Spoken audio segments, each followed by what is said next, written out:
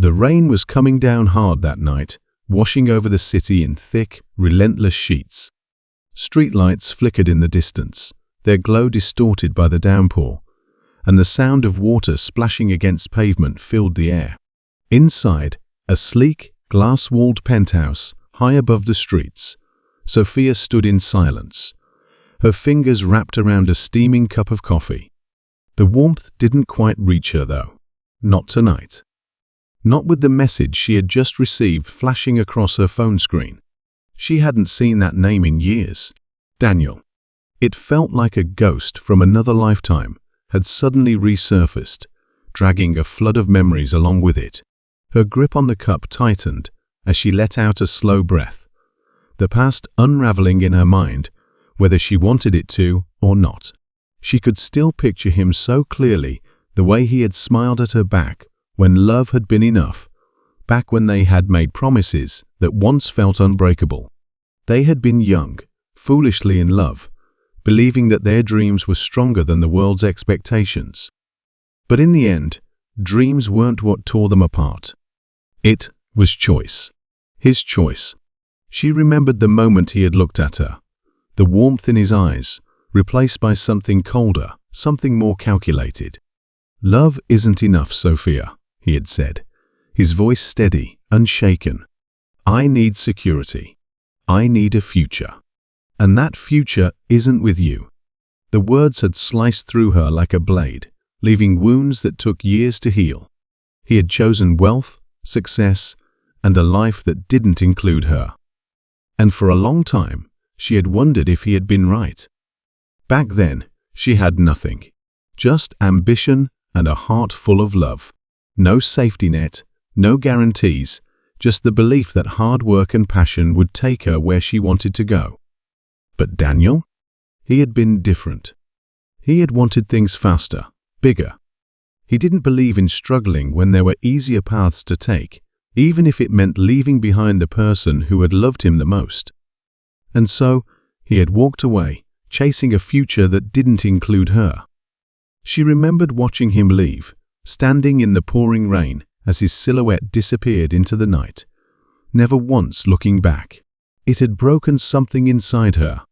But pain has a way of turning into fuel, and heartbreak, if channeled right, can become the most powerful motivator. Sophia had spent years building herself up from nothing. She worked tirelessly, pushing past every rejection, every failure, every moment of doubt. There were nights she cried herself to sleep, moments where giving up felt easier. But she never did. She couldn't. She had promised herself that she would prove him wrong, not for revenge, not to make him regret leaving, but to prove to herself that she was more than the girl he had left behind. And slowly, everything changed. The world started to take notice. Her ideas turned into something tangible, something valuable. She built a company from the ground up, turning every setback into a stepping stone. And before she knew it, success wasn't just a dream anymore, it was her reality. Now, standing in her luxurious penthouse, surrounded by the life she had created, she couldn't help but wonder what Daniel wanted after all these years. She hadn't spoken to him since that night. She had moved forward, left the past behind. And yet, here he was, reaching out. The irony wasn't lost on her. The man who had left her behind for a wealthier future was now looking up at her from below. The very thing he had chased had slipped through his fingers while she had built an empire. Her phone buzzed again, another message appearing on the screen. She hesitated for a moment before picking it up, her pulse steady, unreadable. The words were simple, almost too casual for the weight they carried. "Hey, Sophia. It's been a while. Can we talk?" She let out a quiet laugh, shaking her head. After all this time, after everything, he thought he could just walk back into her life with a simple message. Maybe he expected her to be the same girl he had left all those years ago. Maybe he thought she would still be waiting. But he had no idea who she had become. The past had come knocking. But this time, she was the one holding all the cards. And she wasn't sure if she wanted to answer. Sophia didn't reply right away. Instead, she placed her phone down, letting Daniel's message linger in the air like an uninvited guest. "I need to see you." 4 simple words, yet they carried the weight of a past she had long buried. What could he possibly want after all this time? She walked across the sleek hardwood floor of her penthouse, the faint hum of the city below filling the silence. It was ironic. Years ago, she had dreamed of this life, not just for herself, but for them. Back then, she had believed in the idea of building success together, of struggling side by side until they reached the top. But Daniel had never been one for the struggle. He had always wanted shortcuts, the fastest route to fortune, and when the opportunity came, he had taken it, leaving her behind without a second thought. She remembered those early days all too well. The two of them had started with nothing but ambition. Late nights working on ideas, sketching out business plans over instant noodles and cheap coffee. But as time went on, the cracks in Daniel's patience had started to show. He wanted more, faster, bigger, without the grind. And when an investor offered him a chance to leap ahead, he had abandoned everything, including her, to take it. Sophia, on the other hand, had stayed the course. She had built her success from the ground up, learning through failures, refining her vision, and refusing to take the easy way out. Now, she was the one at the top, and the man who once deemed her unworthy of his future was the one reaching out. But why?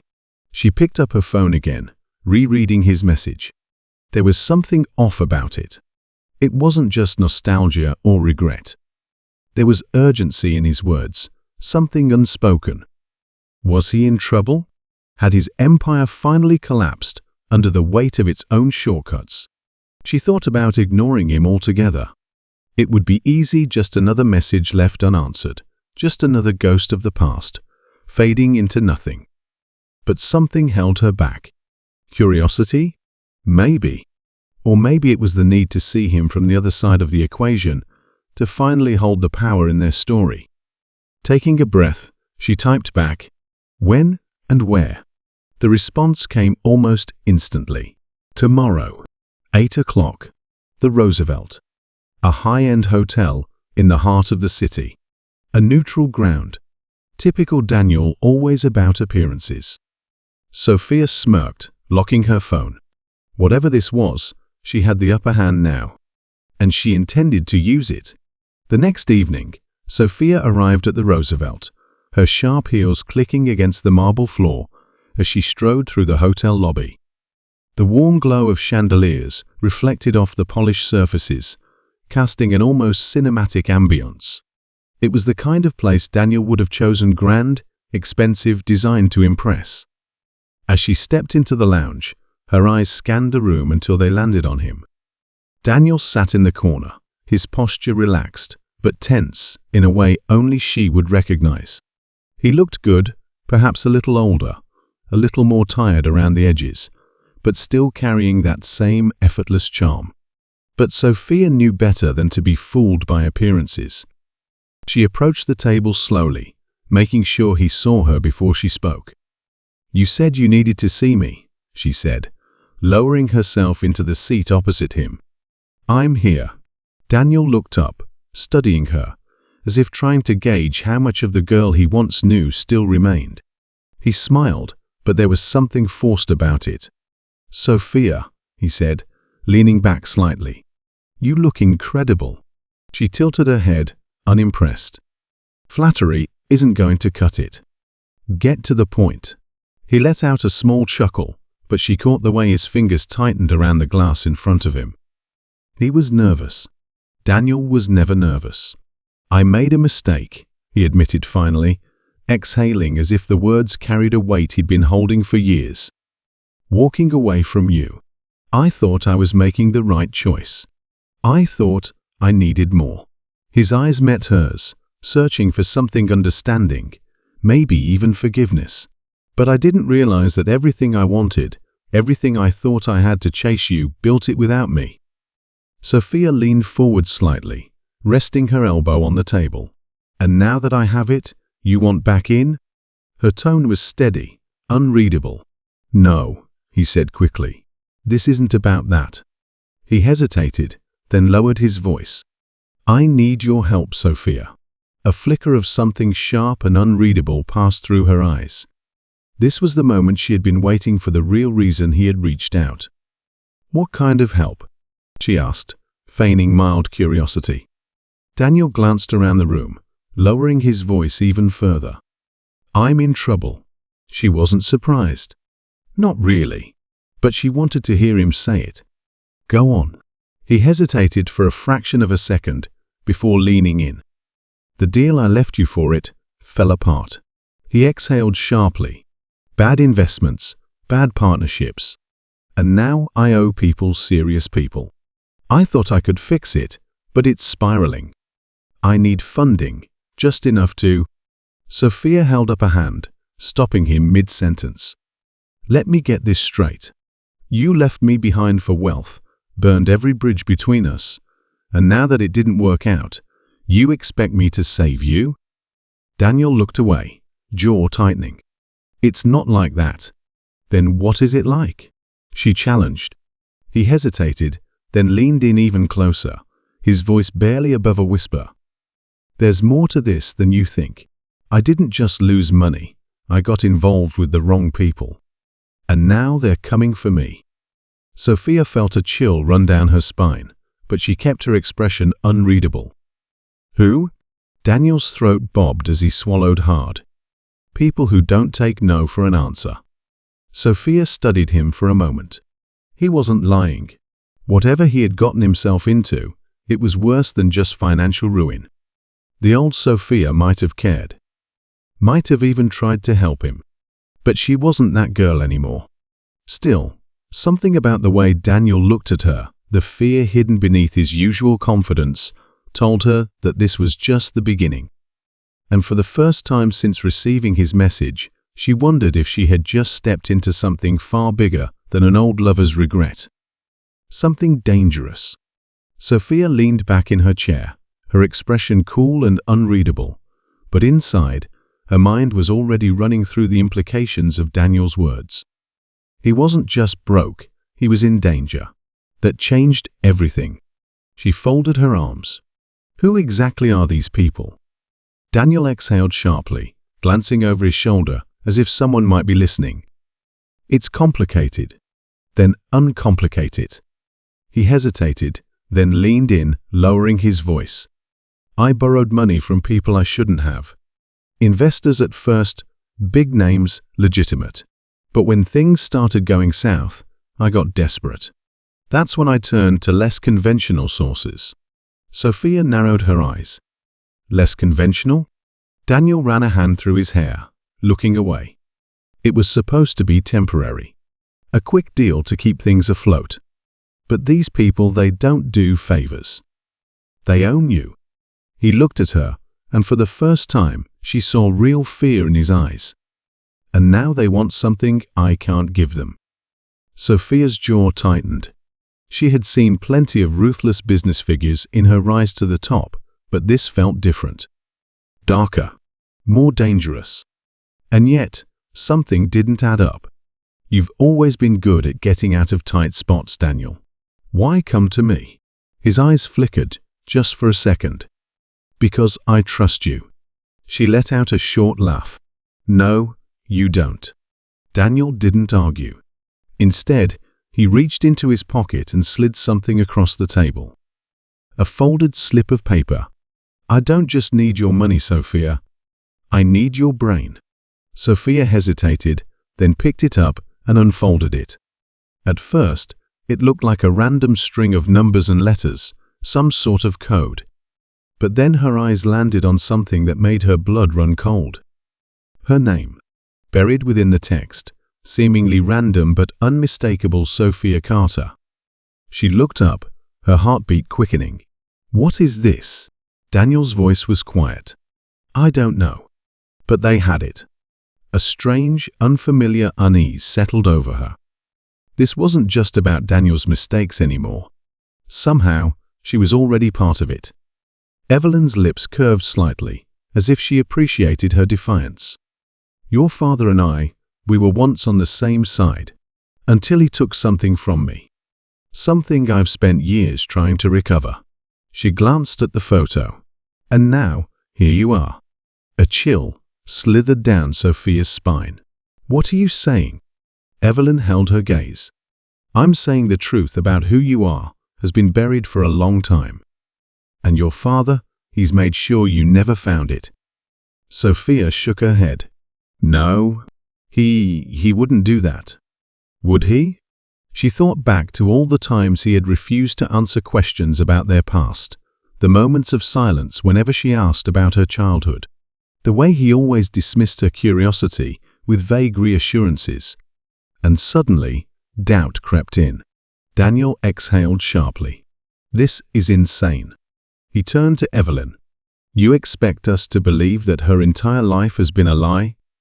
That she's what? Some kind of stolen secret?" Evelyn's eyes darkened. "I expect you to start asking the right questions." Sophia's fingers curled into fists. She didn't trust Evelyn, didn't trust any of this, but she couldn't ignore the way her gut twisted. She had a choice to make. She could walk away, pretend none of this mattered, pretend that her father was exactly who she had always believed him to be. Or she could step into the unknown and risk everything. Her voice was quiet but steady. "What do you know?" Evelyn smiled. "More than you're ready to hear." The fire crackled.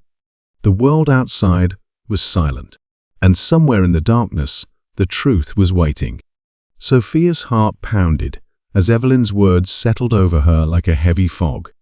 More than you're ready to hear. It wasn't just a challenge, it was a warning. Whatever truth lay ahead, it wouldn't be simple. It wouldn't be easy. And once she crossed that line, there would be no turning back. Daniel was still staring at the photograph, his jaw tight. She could tell he didn't believe any of this. Maybe she didn't either. But that didn't change the weight pressing down on her, the feeling that this wasn't just some manipulation or lie. It meant something. Evelyn studied her carefully. "I can give you answers, Sophia. But I won't lie to you knowing the truth comes with a cost. Once you see it, you won't be able to unsee it. And it will change everything." Sophia exhaled shakily. "Then tell me." Evelyn hesitated. For the first time, something flickered in her expression, something close to uncertainty. "It's not that simple. You'll have to make a choice." Sophia's pulse quickened. "A choice?" Elias, who had been quiet until now, finally spoke. "Your father has kept you in the dark for a reason. Maybe he was protecting you. Maybe he was protecting himself. But if you go down this path, it won't just be about you anymore." His gaze sharpened. "It will put people in danger." Sophia frowned.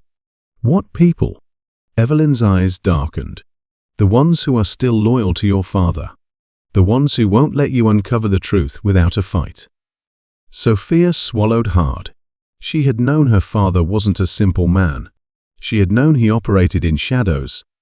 But the way they spoke, as if he wasn't just hiding a secret, but guarding something dangerous, made her blood run cold. Evelyn stepped closer, her voice softer now. "You have two options. Walk away, pretend none of this ever happened, and live the life your father built for you." Or she paused, holding Sophia's gaze. "You help me expose him, and in doing so, you risk everything you've ever known." Sophia's breath caught. If she walked away now, she could go back to pretending, back to the life she thought she understood. But deep down, she already knew she'd never be able to let it go. She glanced at Daniel. He shook his head, barely masking his frustration. "Sophia, don't do this. We don't even know if she's telling the truth." Sophia looked back at Evelyn, at Elias, at the photograph still clutched in her hands. A choice. And no matter what she chose, there would be no escaping the consequences. Sophia's mind swirled with doubt and fear, but before she could answer, a soft chime echoed through the room. It was distant, almost like the ringing of an old clock, but the sound was sharp, deliberate. Evelyn's expression darkened immediately. She turned toward the fireplace, reaching for something tucked within the mantle's intricate carvings. A hidden compartment clicked open, revealing a small silver device no bigger than a deck of cards. A single red light pulsed on its surface. Elias stiffened. That wasn't supposed to happen. Sophia exchanged a glance with Daniel, her unease deepening. "What is that?" Evelyn didn't answer right away. Instead, she pressed her thumb against the device's surface, and the pulsing light blinked faster before a mechanical voice crackled to life. "You've gone too far. Stop now, or she disappears forever." Sophia's breath hitched. The voice was distorted, unrecognizable, but there was no mistaking the intent. A threat. Evelyn's grip tightened on the device, but her expression remained unreadable. "They're watching." Sophia's stomach twisted. "Who?" Elias exhaled sharply. "Your father's people." The room felt colder. Sophia's fingers curled into fists. "My father sent this?" Evelyn hesitated. "Not necessarily." She pressed another button on the device, rewinding the message. As the words played again, she murmured, almost to herself, "She disappears forever." Elias's face darkened. "It's not meant for you." He turned to Evelyn. "They're not talking about Sophia." Sophia's blood ran cold. "Then who?" Silence hung heavy in the air. Evelyn exhaled slowly. "There's only one other person this could be about." The realization hit Sophia like a brick wall. Her mother. Sophia had barely spoken of her in years. She had died when she was young, or so she had been told. But something about the way Evelyn and Elias looked at each other, the way neither of them said it outright, made her chest tighten with dread. Daniel was already shaking his head. "No, this is insane. Sophia, don't." But she was already moving, stepping forward. "My mother is dead." The words came out steady, but she wasn't sure if she believed them anymore. Evelyn finally looked her in the eyes. "Are you certain?" A weight settled in Sophia's stomach. The photograph, the cryptic warning, and now this. If her mother was alive, if her father had lied about that too, then she had been living in an illusion far darker than she ever imagined. Sophia stood alone in the dimly lit hallway, her breath shallow. The others were in the study, arguing over the message, but she needed space, needed air. The walls of this house felt like they were closing in on her, each shadow stretching too long, each whisper of the wind carrying something unseen. She pressed her back against the cold wooden paneling, her mind racing. Was her mother really alive? The idea was too big, too impossible, but so was everything else. The photograph, the message, her father's lies. A soft creak echoed down the corridor. Sophia froze. The house had been silent moments ago. The others were nowhere near this part of the mansion. Yet, somewhere beyond the curve of the hallway, someone had moved. She swallowed hard, forcing herself forward. The old floorboards groaned beneath her careful steps, and every breath felt too loud. The corridor stretched longer than she remembered, the shadows pooling at the edges where the light didn't quite reach. Another sound, this time a whisper. Low, almost unintelligible. But she heard her name. Her pulse pounded in her ears. "Who's there?" she whispered. No answer. But as she turned the corner, her eyes locked onto something that made her entire body go cold. A door one she knew had been locked earlier, now stood slightly ajar. Inside, the darkness was thick, impenetrable. The air seemed heavier here, charged with something unseen. A memory surfaced, her father's strict warnings, never to enter the East Wing alone. She had never questioned it before. Never wondered why this part of the house felt untouched, almost abandoned. But now, standing in front of the open door, she wondered if it had been to keep something out, or to keep her from finding what was inside. A whisper drifted out again, but this time it wasn't a voice. It was a song. Soft. Familiar. A lullaby. Sophia's breath hitched. Her mother used to hum that tune. But that was impossible. Her hands trembled as she reached for the door. Every part of her screamed to turn back, to run. But she had come too far. And now she had no choice but to step into the dark. Sophia's fingers brushed against the cold brass doorknob, and as she stepped inside, the air changed.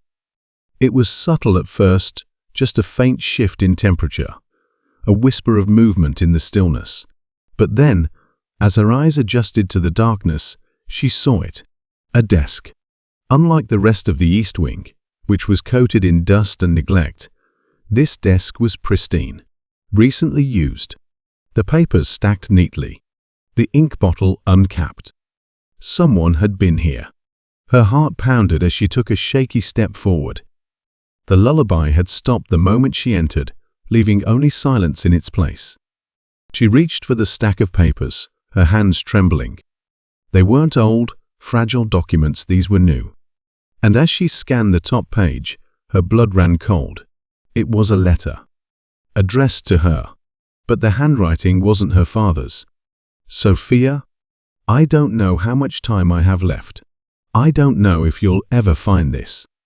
But if you do, it means you're closer than I ever wanted you to be. Closer to the truth. And I need you to understand something. The ink trailed off in a smudge. Her pulse pounded. The handwriting, it was familiar. Too familiar. But she couldn't let herself believe it. Her mother was dead, wasn't she? Her breath came fast as she flipped through the other pages. Notes. Names she didn't recognize. Some crossed out. Some circled.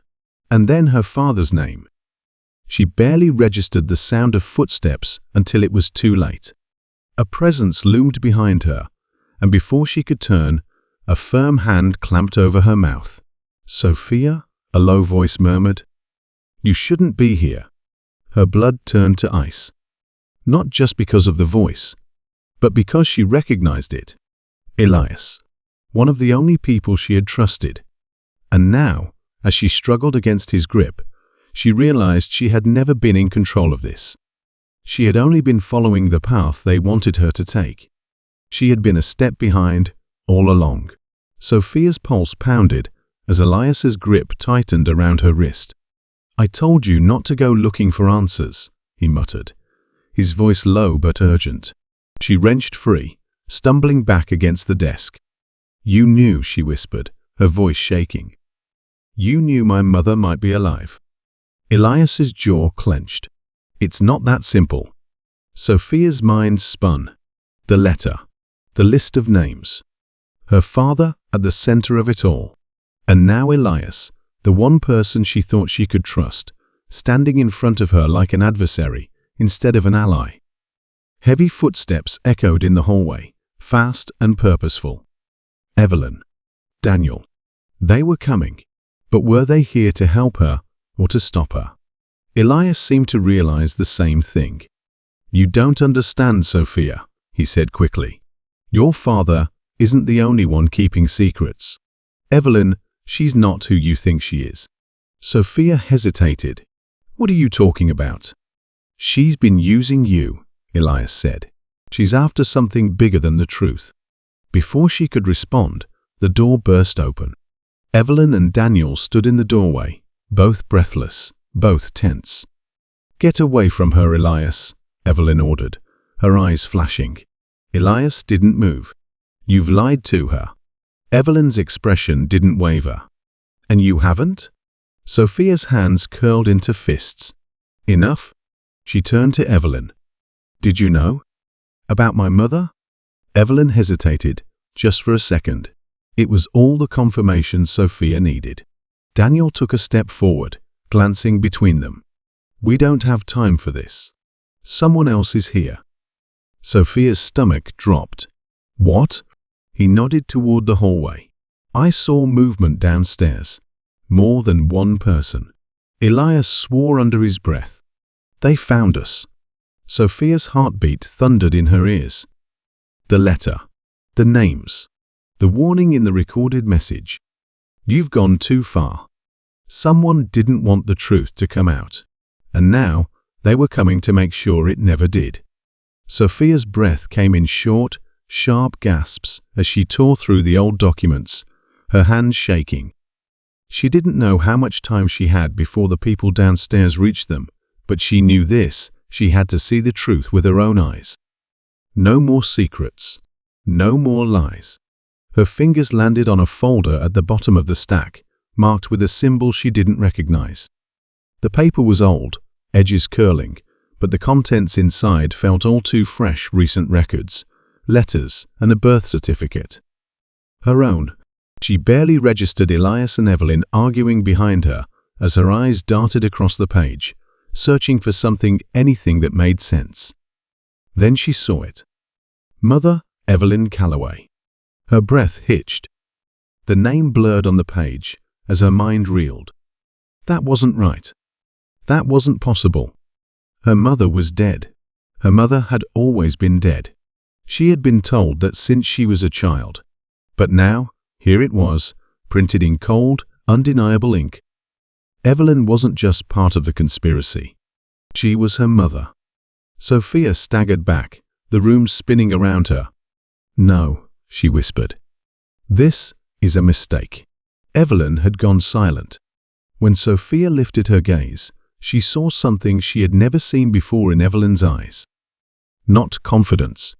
Not calculation. Guilt. "You knew," Sophia choked out, her voice raw. "You knew this whole time, and you lied to me." Elias exhaled sharply. "This is why I wanted to tell you." Evelyn's hands curled into fists. "You don't understand." "I don't understand?" Sophia's voice rose. "My entire life has been a lie. My father," she swallowed hard, her mind racing. "Did he know?" Evelyn's silence was answer enough. Sophia felt sick. Everything she had fought for, everything she had risked, had been built on a false reality. Her mother wasn't dead. Her father had known. And Elias, he had known too. The people she had trusted the most had been manipulating her from the very beginning. Footsteps pounded up the staircase. "Time's up," Daniel warned, his voice tense. Sophia's head snapped toward the door, but her mind was still stuck on the paper in her hands. She had spent years searching for the truth. Now that she had it, she didn't know if she could survive it. But she didn't have a choice, because the people coming up those stairs weren't here to give her time to process it. They were here to end it. Sophia's mind was a hurricane, but she had no time to process the storm inside her. The footsteps outside were getting closer, heavier, more deliberate. Whoever was coming wasn't just looking for her, they were coming to silence her. She stuffed the birth certificate into her jacket and turned to the others. "We have to go." "Now?" Elias nodded, but Evelyn took a step forward, her expression unreadable. "Sophia, listen to me." "No." Sophia's voice was sharp, her throat tight. "You had your chance to tell me the truth. You chose to lie. I don't trust you." Evelyn flinched, but Sophia didn't wait for her to respond. She grabbed Elias's wrist and yanked him toward the hallway, Daniel following close behind. The old house groaned around them as they ran, the weight of their movements making the floorboards creak beneath their feet. But before they reached the staircase, a deafening gunshot rang out. Sophia gasped and ducked instinctively. Plaster exploded from the wall beside her, dust filling the air. The shot had missed, but just barely. A voice echoed from downstairs. "Nobody moves." A chill ran down Sophia's spine. The voice was deep, commanding, terrifying in its familiarity. She turned her head slowly, her breath caught in her throat. Her father stood at the base of the stairs, a pistol steady in his hand. "Put the file down, Sophia," he said, his voice calm but laced with warning. Sophia felt her knees threaten to buckle. Of all the people who could have been behind this, she had never once imagined him. "You knew," she whispered. "You knew all along." Her father exhaled, his expression unreadable. "I was trying to protect you." Sophia let out a bitter laugh. "By lying to me?" By keeping me in the dark while she stopped herself. She didn't even know what he had been doing, what role he had played in all of this. But he had been complicit. That much was clear. Elias tensed beside her. We don't have time for this. Sophia's mind raced. She wanted answers, but staying here meant getting caught. The gun in her father's hand made it clear if she didn't give up the files, she wasn't leaving. Her fingers tightened around the papers inside her jacket. Then she saw it. Evelyn. She hadn't run. She hadn't moved. And worst of all, she wasn't surprised. Her stomach dropped. This isn't just about me, Sophia realized. It's about you too. Evelyn's silence confirmed it. Sophia had walked into a war she didn't understand. And now, she was trapped between two people she could no longer trust. Sophia's pulse pounded in her ears. The weight of the birth certificate in her jacket burned against her skin like a brand. A truth too dangerous to carry, but impossible to ignore. Her father's gun remained steady, his eyes locked onto hers. Behind her, Evelyn stood frozen, a silent confirmation of the lies that had shaped Sophia's entire life.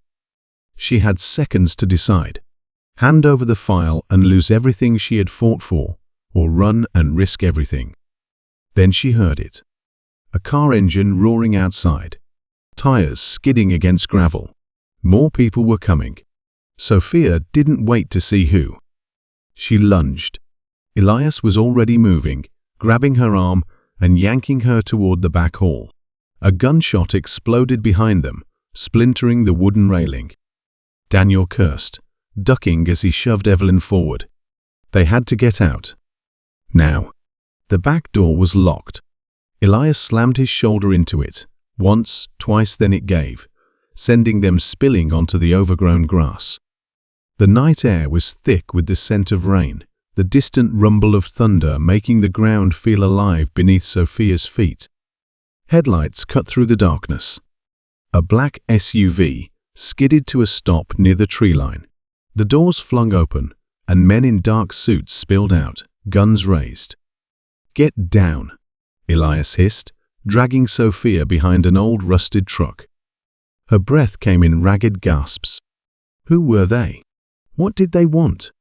Then she saw the emblem on the side of the SUV, the same symbol that had been stamped on the birth certificate. Sophia's blood turned to ice. These people weren't just here to stop her. They had been part of this from the beginning, and if they got their hands on her now, she would never find out why. Elias grabbed her wrist. "We split up. It's the only way." Sophia's heart slammed against her ribs. Every instinct screamed at her to stay together. But there was no time to argue. "Go," she breathed. Elias took off toward the trees. Daniel dragged Evelyn in the opposite direction. Sophia ran. Bullets cracked through the air as she sprinted, her lungs burning, her legs aching. She didn't know where she was going, only that she had to get away. Because the answers were still out there. And she was running out of time to find them. Sophia's chest heaved as she pressed her back against the cold concrete wall of the abandoned warehouse. Her heartbeat thundered in her ears, drowning out the distant sounds of sirens and the wind howling through shattered windows. She could hear footsteps slow, deliberate circling closer. She wasn't alone. The files she had stolen were still tucked inside her jacket, but they felt heavier now, like they carried the weight of her entire fate. She had spent so long searching for the truth, but now that she had it, she wasn't sure she would make it out alive to use it. A voice echoed through the darkness. "You really thought you could outrun this, Sophia?" She stiffened. That voice, calm, controlled, and filled with quiet amusement, was one she had never expected to hear in a moment like this. Her father. Slowly, she turned to face him. He stood in the center of the warehouse, his silhouette outlined by the dim glow of a single flickering overhead light. He wasn't holding a gun this time. He didn't need to. His presence alone was enough to remind her who had the power. "You knew I'd come here," she said, her voice low but steady. He tilted his head slightly, watching her with the same analytical gaze he had always used when she was a child, as if she were just another problem to be solved. "I know you better than you think." Sophia clenched her fists. "Then you know I won't stop." Something flickered across his face, pity. Regret? It was gone before she could be sure. "You don't understand what you're up against." "Then make me understand." He exhaled, taking a slow step closer. "You think this is about you, about your mother. But this goes beyond one family, beyond one lie. There are forces at play here that you can't begin to comprehend." Sophia felt a sharp pang of anger. "Then why keep up the illusion? Why pretend to protect me when you've only ever been protecting them?" He was closer now, close enough that she could see the strain in his expression, the tension in his stance. "Because the truth doesn't set you free, Sophia. It buries you." The words sent a shiver down her spine, but she refused to back down. "Then why am I still standing?" For the first time, uncertainty flickered in his eyes. And that was when she realized he wasn't here to kill her. Not yet. He was here to offer her a choice. A cold dread settled in her gut. If she took one wrong step, she might never get another chance to escape. But before she could decide, the warehouse doors slammed open. A flood of light poured in, illuminating figures in the entrance. Armed, moving fast.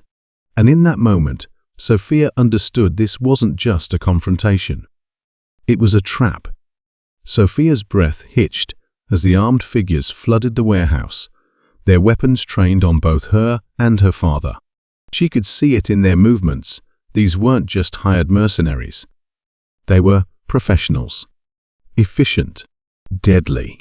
She had spent so much time running from the truth, but now she was standing right in the middle of it. A man stepped forward from the shadows, his presence commanding, his suit crisp despite the chaos unfolding around them. His voice was smooth, calculated. "Sophia, we finally meet."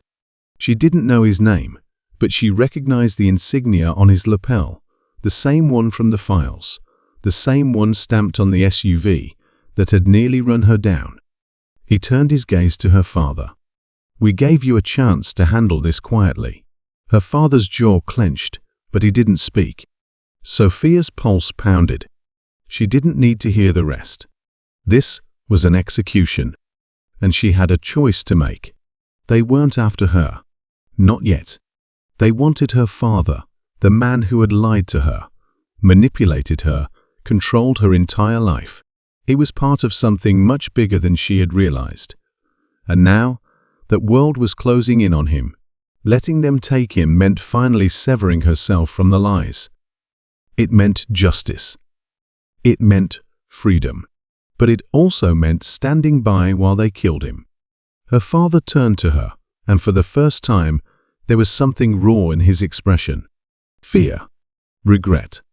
Or maybe just the realization that his own daughter now held his fate in her hands. The man in the suit spoke again, his voice patient, almost amused. "Step aside, Sophia.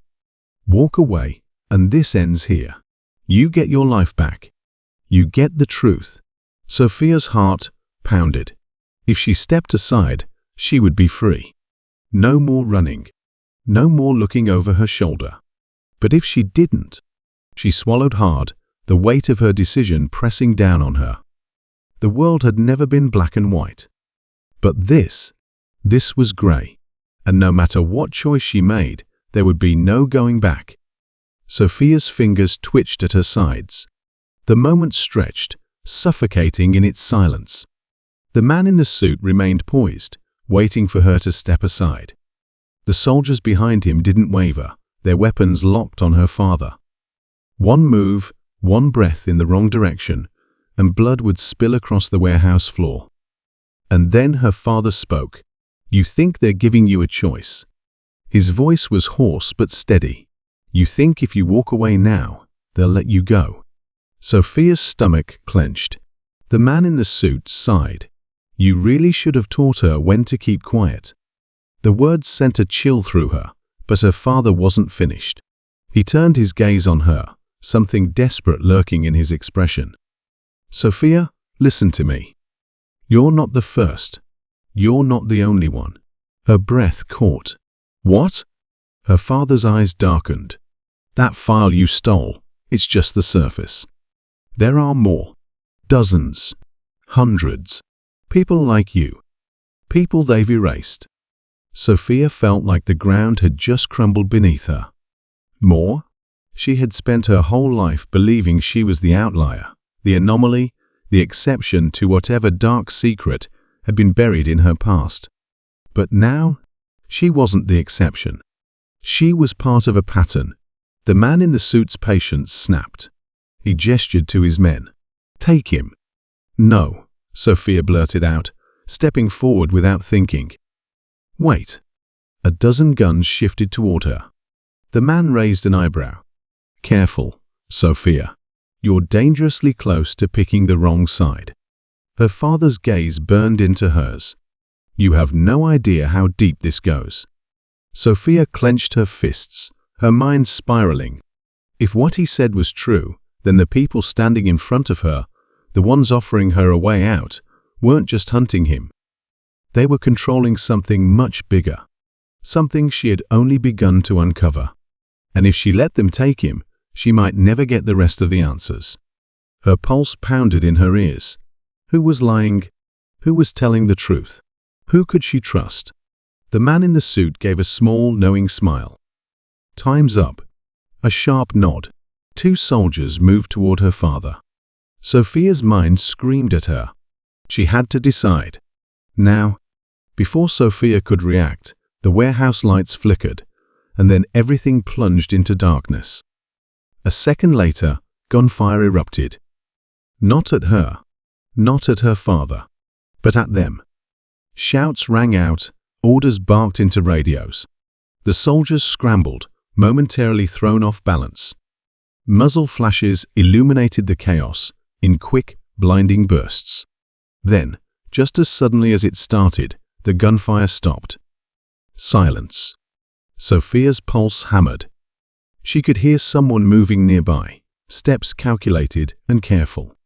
A presence. Someone new. Then, a low voice.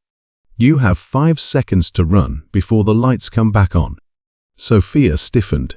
The voice was close, right behind her, almost too calm for the situation. She turned sharply, eyes straining in the dark. A figure stood just a few feet away, their silhouette barely visible. Tall, lean, face obscured by a hood. Her father coughed out a laugh, breathless but sharp. "Took you long enough." Sophia's stomach twisted. "What?" The figure ignored her father and stepped closer to her. "I'm not here for him. I'm here for you." Sophia instinctively moved back. "Who are you?" "No time for that," the figure said smoothly.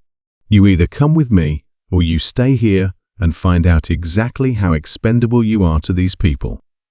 The lights flickered, starting to hum back to life. She had seconds. Sophia's father looked at her, urgency in his expression. "Go." Sophia's body tensed. Every instinct screamed at her not to trust a stranger in the middle of an ambush, but did she really have a choice? The figure didn't wait for her to decide. A firm hand grabbed her wrist. "Move!" And then she ran. Sophia's breath came fast as she sprinted through the darkened alleyways, her mysterious rescuer leading the way. The city blurred around her, neon lights flashing against the wet pavement as she was pulled deeper into the unknown. Whoever this person was, they moved with precision, never hesitating, never second-guessing. Only when they reached an abandoned subway entrance did they finally stop. The hooded figure turned to her, their grip on her wrist loosening. "We're safe for now," they murmured. Sophia yanked her arm away, her voice sharp. "Who are you? Why did my father act like he knew you?" The figure exhaled, lowering their hood. Beneath it was a young man older than her, but not by much. His sharp features were hardened by something deeper, something she couldn't quite place. "Call me Ezra," he said. "And your father?" "He's not who you think he is."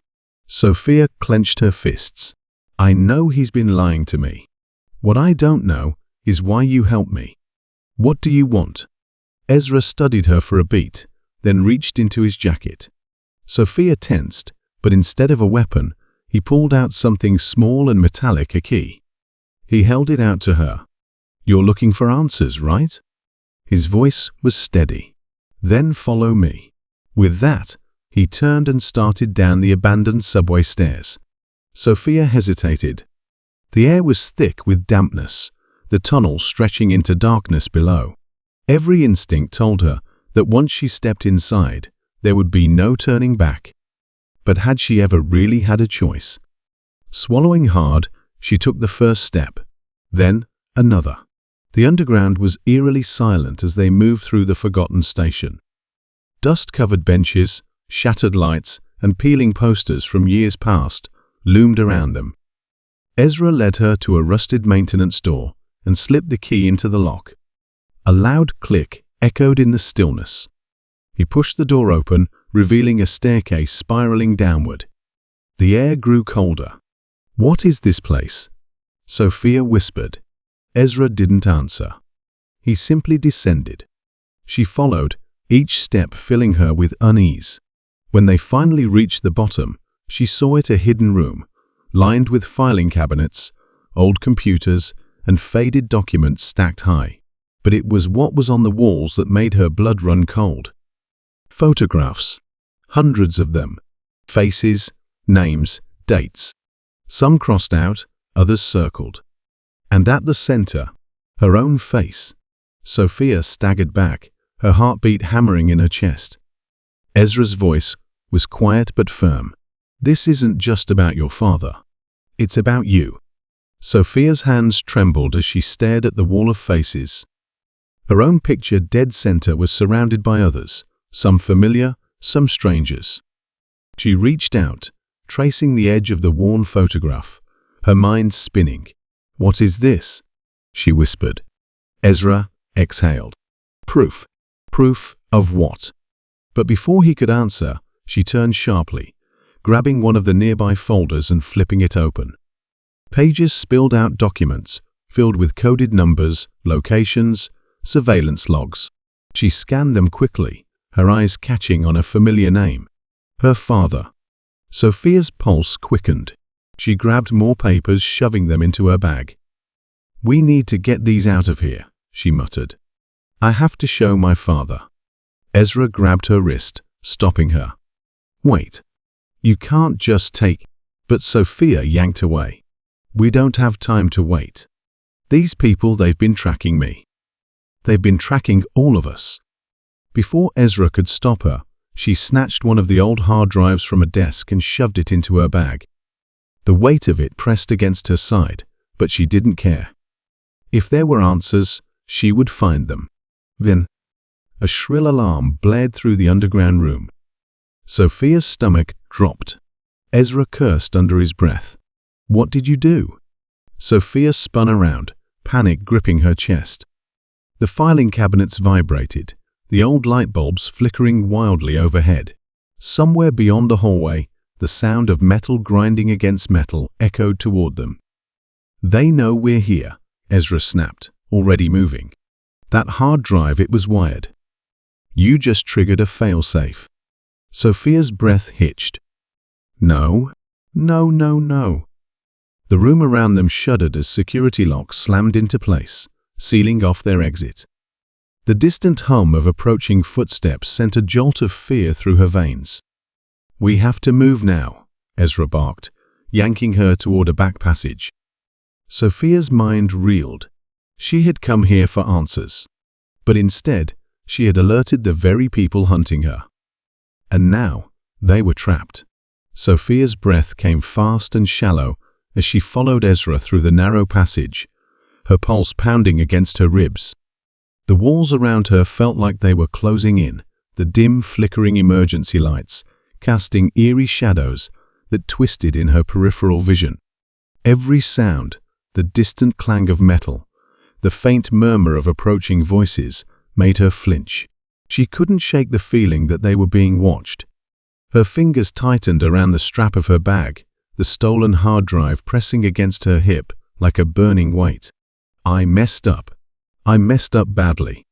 Ezra led the way through a maze of forgotten tunnels, moving fast, barely looking back at her. His frustration was palpable. "You have no idea what you just did," he muttered. "That alarm didn't just alert them to our location, it triggered a lockdown. We're trapped until they override it." Sophia swallowed hard. "Then we find another way out." Ezra scoffed. "You think it's that simple? These people don't just let you leave, Sophia." He slowed, finally turning to face her. His dark eyes were sharp, calculating. "You should have listened to me." The words stung, but Sophia shoved past him, refusing to let the guilt swallow her whole.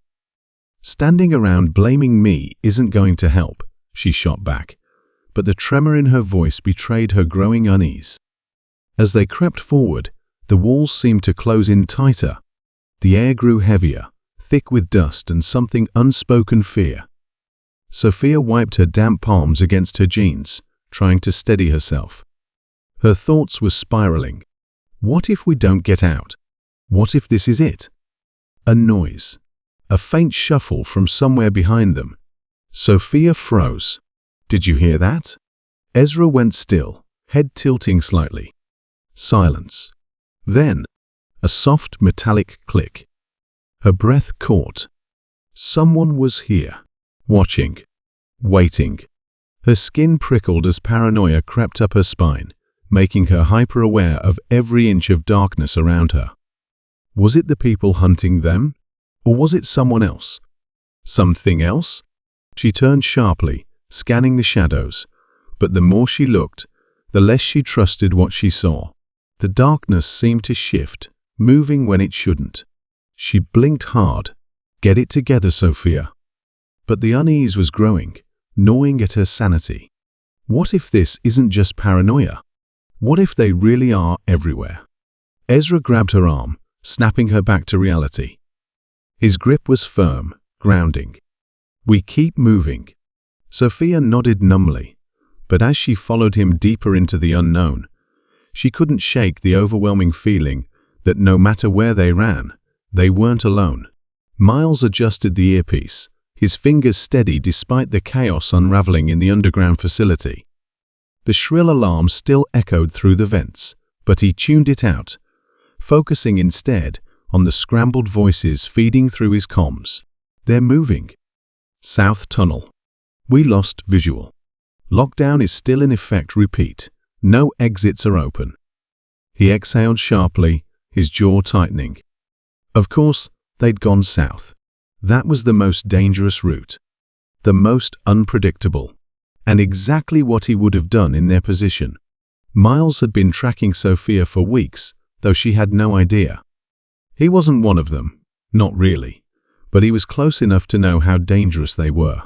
Close enough to know that if Sophia and Ezra didn't get out soon, they wouldn't get out at all. He checked the device strapped to his wrist, watching as a faint red pulse flickered over a digital map. The hard drive. It was still on her. She took it. He should have expected that. A knot formed in his stomach. That drive, if she cracked it open, could expose everything. But more importantly, it could get her killed. "Miles, report." The voice in his earpiece was sharp, impatient. He hesitated. If he told them what he knew, Sophia wouldn't make it out alive. "Nothing yet," he lied smoothly. "Still tracking." A pause. "Then find them before the others do." The line went dead. Miles inhaled slowly, forcing himself to stay calm. His own position in this mess was precarious. One wrong move, and he'd be dragged down with them. He wasn't a hero. He wasn't doing this because it was right. He was doing it because he owed someone. And that debt had a deadline. Pulling his hood lower over his face, he slipped into the access tunnels, moving swiftly through the dimly lit passageways. His mind raced. If he could get to Sophia first, he could control the situation. He could keep her from making a mistake she wouldn't walk away from. He wasn't sure if she would see him as an ally. Probably not. But she didn't have much of a choice, and neither did he. Sophia's breath came in shallow gasps as she pressed her back against the cold concrete wall, her hands trembling as she gripped the stolen hard drive.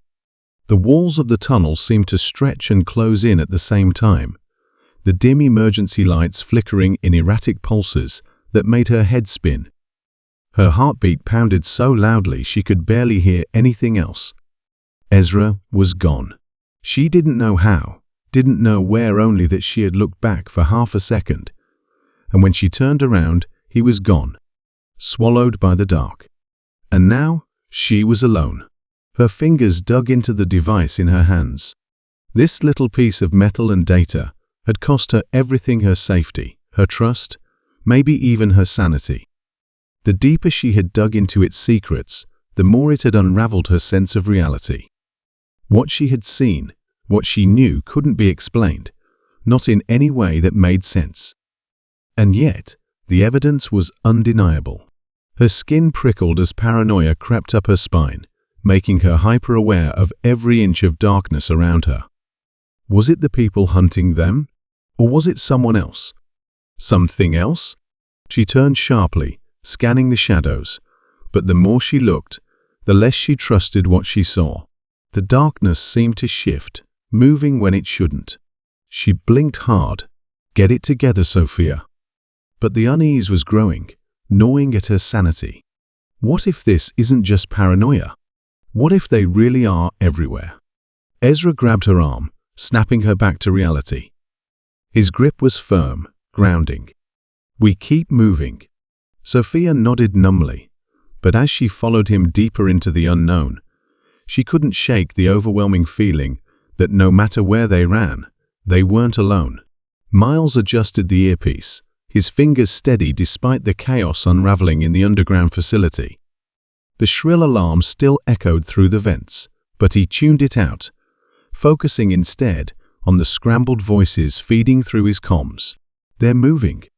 South Tunnel. We lost visual. Lockdown is still in effect. Repeat. No exits are open. He exhaled sharply, his jaw tightening. Of course, they'd gone south. That was the most dangerous route. The most unpredictable. And exactly what he would have done in their position. Miles had been tracking Sophia for weeks, though she had no idea. He wasn't one of them. Not really. But he was close enough to know how dangerous they were. Close enough to know that if Sophia and Ezra didn't get out soon, they wouldn't get out at all. He checked the device strapped to his wrist, watching as a faint red pulse flickered over a digital map. The hard drive. It was still on her. She took it. He should have expected that. A knot formed in his stomach. That drive, if she cracked it open, could expose everything. But more importantly, it could get her killed. Miles, report. The voice in his earpiece was sharp, impatient. He hesitated. If he told them what he knew, Sophia wouldn't make it out alive. Nothing yet, he lied smoothly. Still tracking. A pause. Then find them before the others do. The line went dead. Miles inhaled slowly, forcing himself to stay calm. His own position in this mess was precarious. One wrong move, and he'd be dragged down with them. He wasn't a hero. He wasn't doing this because it was right. He was doing it because he owed someone. And that debt had a deadline. Pulling his hood lower over his face, he slipped into the access tunnels, moving swiftly through the dimly lit passageways. His mind raced. If he could get to Sophia first, he could control the situation. He could keep her from making a mistake she wouldn't walk away from. He wasn't sure if she would see him as an ally. Probably not. But she didn't have much of a choice. And neither did he. Sophia's breath came in shallow gasps as she pressed her back against the cold concrete wall, her hands trembling as she gripped the stolen hard drive. The walls of the tunnel seemed to stretch and close in at the same time, the dim emergency lights flickering in erratic pulses that made her head spin. Her heartbeat pounded so loudly she could barely hear anything else. Ezra was gone. She didn't know how, didn't know where, only that she had looked back for half a second, and when she turned around, he was gone, swallowed by the dark. And now, she was alone.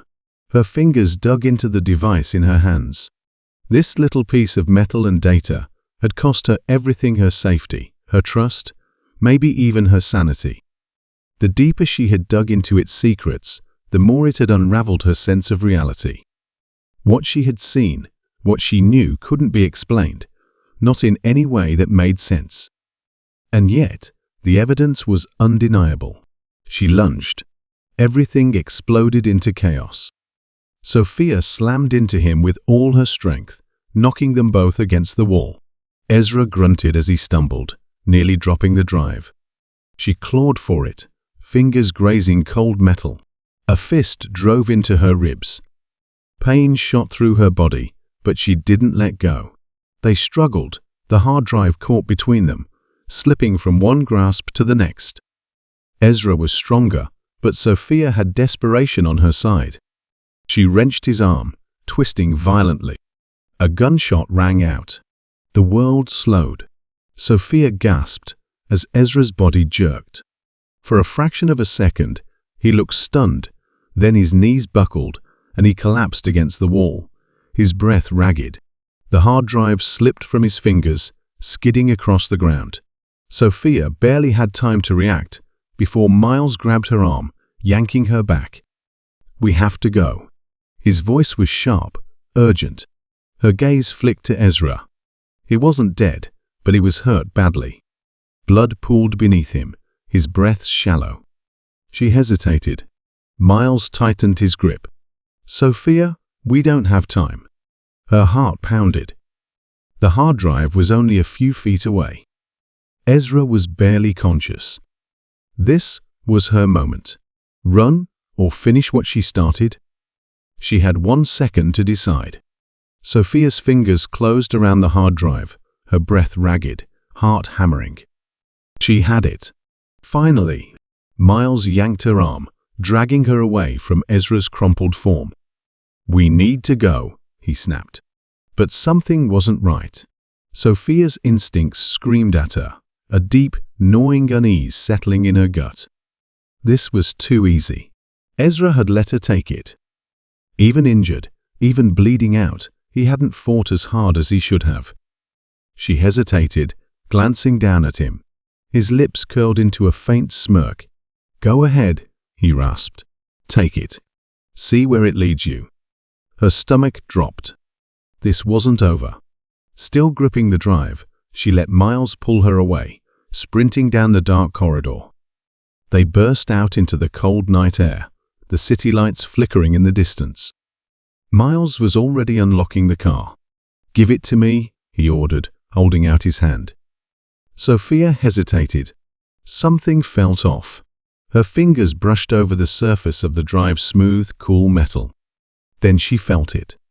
A barely noticeable ridge along the side, like a seam. Her breath hitched. Without thinking, she dug her nails into the groove and twisted. The outer shell snapped off. Inside wasn't a hard drive. It was empty. No data. No evidence. Nothing. A trap. Sophia's blood ran cold. "It's fake," she whispered. Miles' face darkened. Ezra had never planned to stop her. He had wanted her to take it. Wanted her to think she had won. Because while she had been focused on this, something else had been happening. Sophia's mind raced. What had she missed? What had they really been after? She turned to Miles, but before she could speak, his phone buzzed. He glanced at the screen. His expression shifted shock, then fury. "What?" she demanded. He swallowed hard. "It's not the drive they wanted to protect," he said slowly. It was the distraction. Sophia felt the weight of his words settle over her. They had been so focused on chasing the truth, they hadn't realized someone else was rewriting it. Sophia's pulse slammed in her ears as the realization hit her they had been played. Before she could react, Miles' phone vibrated again. His face went pale. "We need to move. Now." A second later, the street erupted in chaos. Black SUVs screeched around the corner, tires shrieking against the pavement. Headlights flared to life, beams cutting through the night, locking onto them like predators. Sophia barely had time to think before the first gunshot cracked through the air. "Run!" Miles grabbed her wrist, yanking her away from the car. Bullets tore into the vehicle, shattering glass, punching holes through the metal. If they had been a second slower, they would have been inside. No time to dwell on that. Sophia sprinted after Miles, weaving between parked cars, her breath ragged. Behind them, doors slammed. Boots thundered against the pavement. The men were closing in. They cut into a narrow alley. Trash bins clattered as Miles shoved them over, trying to slow their pursuers. It barely worked. Sophia risked a glance over her shoulder. 3 men, fast, heavily armed. One raised a pistol. "Think fast." She grabbed a metal pipe from the ground and swung it at a rusted fire escape ladder as they ran past. The impact knocked it loose, sending the heavy metal crashing down. One of the men yelped as it struck his shoulder, slowing them for just a second. Not enough. They burst onto the next street, empty, desolate. Miles yanked her toward an abandoned warehouse. The door was locked. He cursed under his breath, then pulled a knife from his boot, jamming it into the rusted lock. "Come on," he growled. Shouts behind them. Closer. Sophia's hands were shaking. She scanned the alley, heart pounding. No way out. No cover. Then she saw it. A stack of crates leading up to a loading dock window, small but open. She grabbed Miles' arm. "Forget the door." "There." He didn't hesitate. They scrambled up the crates, slipping through the window just as gunfire shredded the wooden panels below. Sophia hit the concrete floor hard, biting back a cry as pain shot through her knee. Miles landed beside her, already pulling her up. They bolted deeper into the warehouse, ducking behind stacks of rusted machinery. The footsteps followed inside now, hunting them. Sophia's mind raced. They couldn't outrun them forever. They needed a way out. And fast.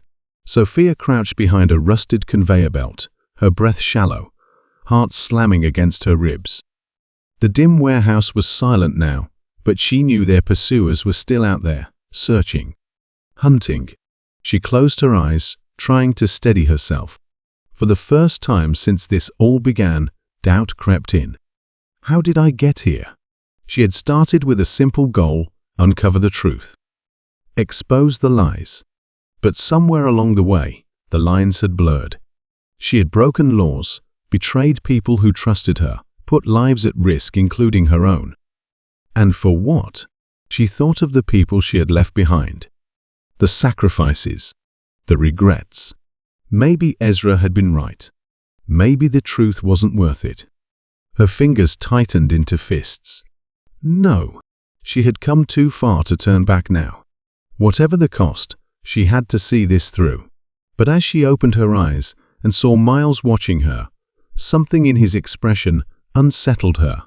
Like he knew what she was thinking. Like he had his own doubts.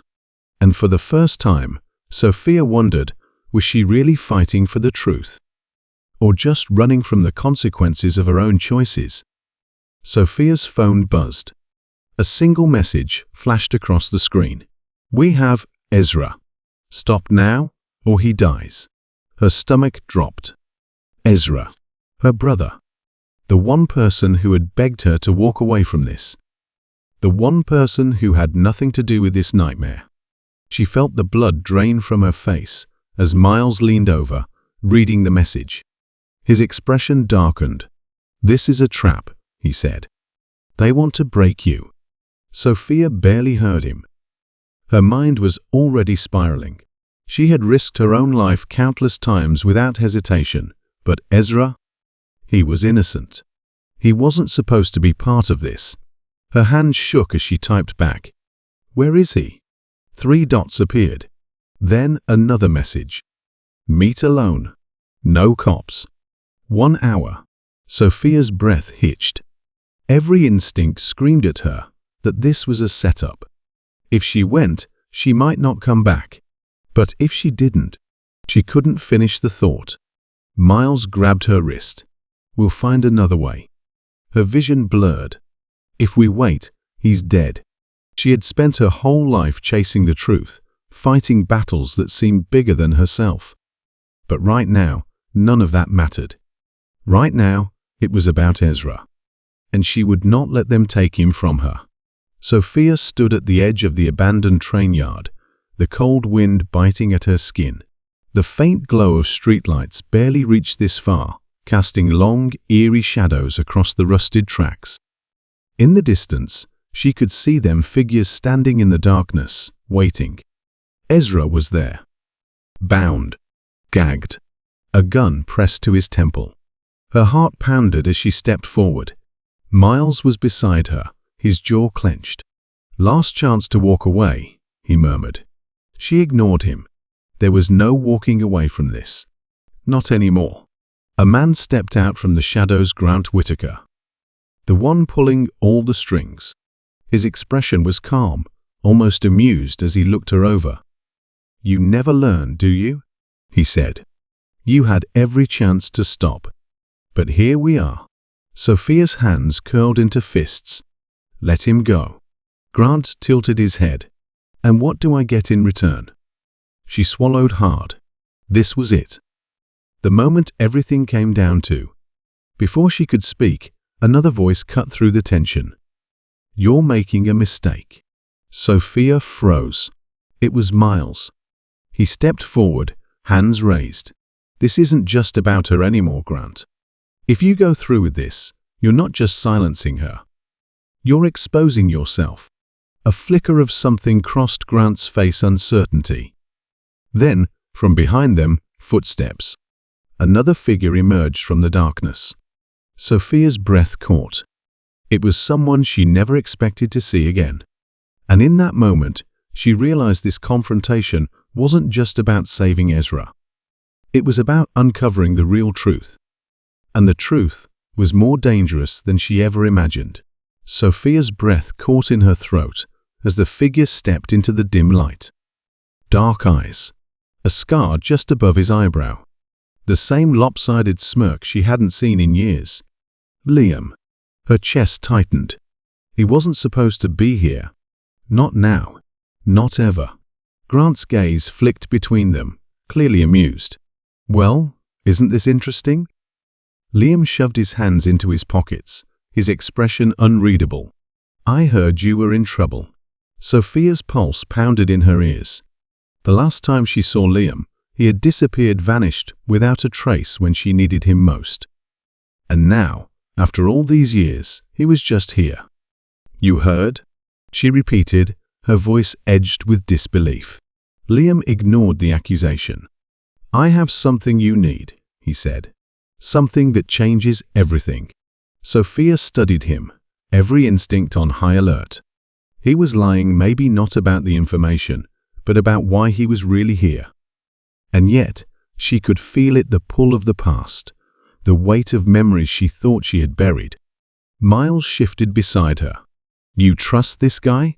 Sophia didn't answer. Because the truth was, she didn't know. But if Liam was telling the truth, he might be the key to everything. And if he was lying, she wasn't sure she'd survive another betrayal. Sophia pulled her coat tighter around her as she slipped into the back alley behind the old bookstore. The city was quiet this late, the only sound the distant hum of traffic. She knew meeting here was a risk, but she had no choice. The door creaked open, and a tall figure stepped out. She tensed, ready to run until the light from the street lamp caught their face. Elias Carter. Her stomach twisted. Out of all the people she expected, he was last on the list. "You look like you've seen a ghost," Elias said, shoving his hands into his worn leather jacket. His voice was casual, but there was something sharp in his eyes. "You disappeared," she said coldly, "right when everything fell apart." He smirked. "Yeah, well, things got complicated." Sophia clenched her jaw. Elias had always been good at slipping away when it suited him. A former journalist with a knack for getting too close to the truth, He had been one of the only people she trusted, until he vanished the moment she needed answers. "Why are you here?" she asked. He hesitated, then reached into his pocket and pulled out a folded piece of paper. "Because I know what you're looking for. And I know who's been covering it up." Sophia took the paper, unfolding it with careful hands. What she saw made her pulse spike. This was big. Elias watched her reaction, his expression unreadable. "I'm in, if you want my help." Sophia's instincts screamed at her to be careful. Elias always had his own agenda, one that didn't always align with hers. But she needed answers. And right now, she didn't have the luxury of turning down an ally, even if she wasn't sure she could trust him. She met his gaze. "You so much as breathe wrong, and I'll find out why you really came back." Elias grinned. Now that's the Sophia I remember. The uneasy alliance had begun. Sophia turned the small, ornate box over in her hands, its weight heavier than it should have been. The metal was cold, etched with strange symbols that looked almost worn away by time. Elias leaned against the cluttered desk beside her, watching. "That's what people have been killed over," he said. "And you just picked it up like it's a paperweight." She shot him a look, but said nothing. The box had been hidden deep in the archives beneath the museum, sealed away behind layers of security that made it clear someone never wanted it found. But why? She ran her fingers along the carvings. They didn't look like any language she recognized, but there was something familiar about them, something unsettling. Miles stepped closer, frowning. "That thing gives me a bad feeling." Elias chuckled. "Good. That means you're paying attention." Sophia ignored them both and carefully pressed her fingers against the edges of the lid, testing for a latch. Nothing. No seams, no visible way to open it. Yet, she could feel something inside, something humming, almost alive. "This isn't just some relic," she muttered. "It's important. Someone went to a lot of trouble to keep it buried." Elias nodded. "Yeah. And from what I dug up, every person who's tried to unlock its secrets has ended up dead or missing."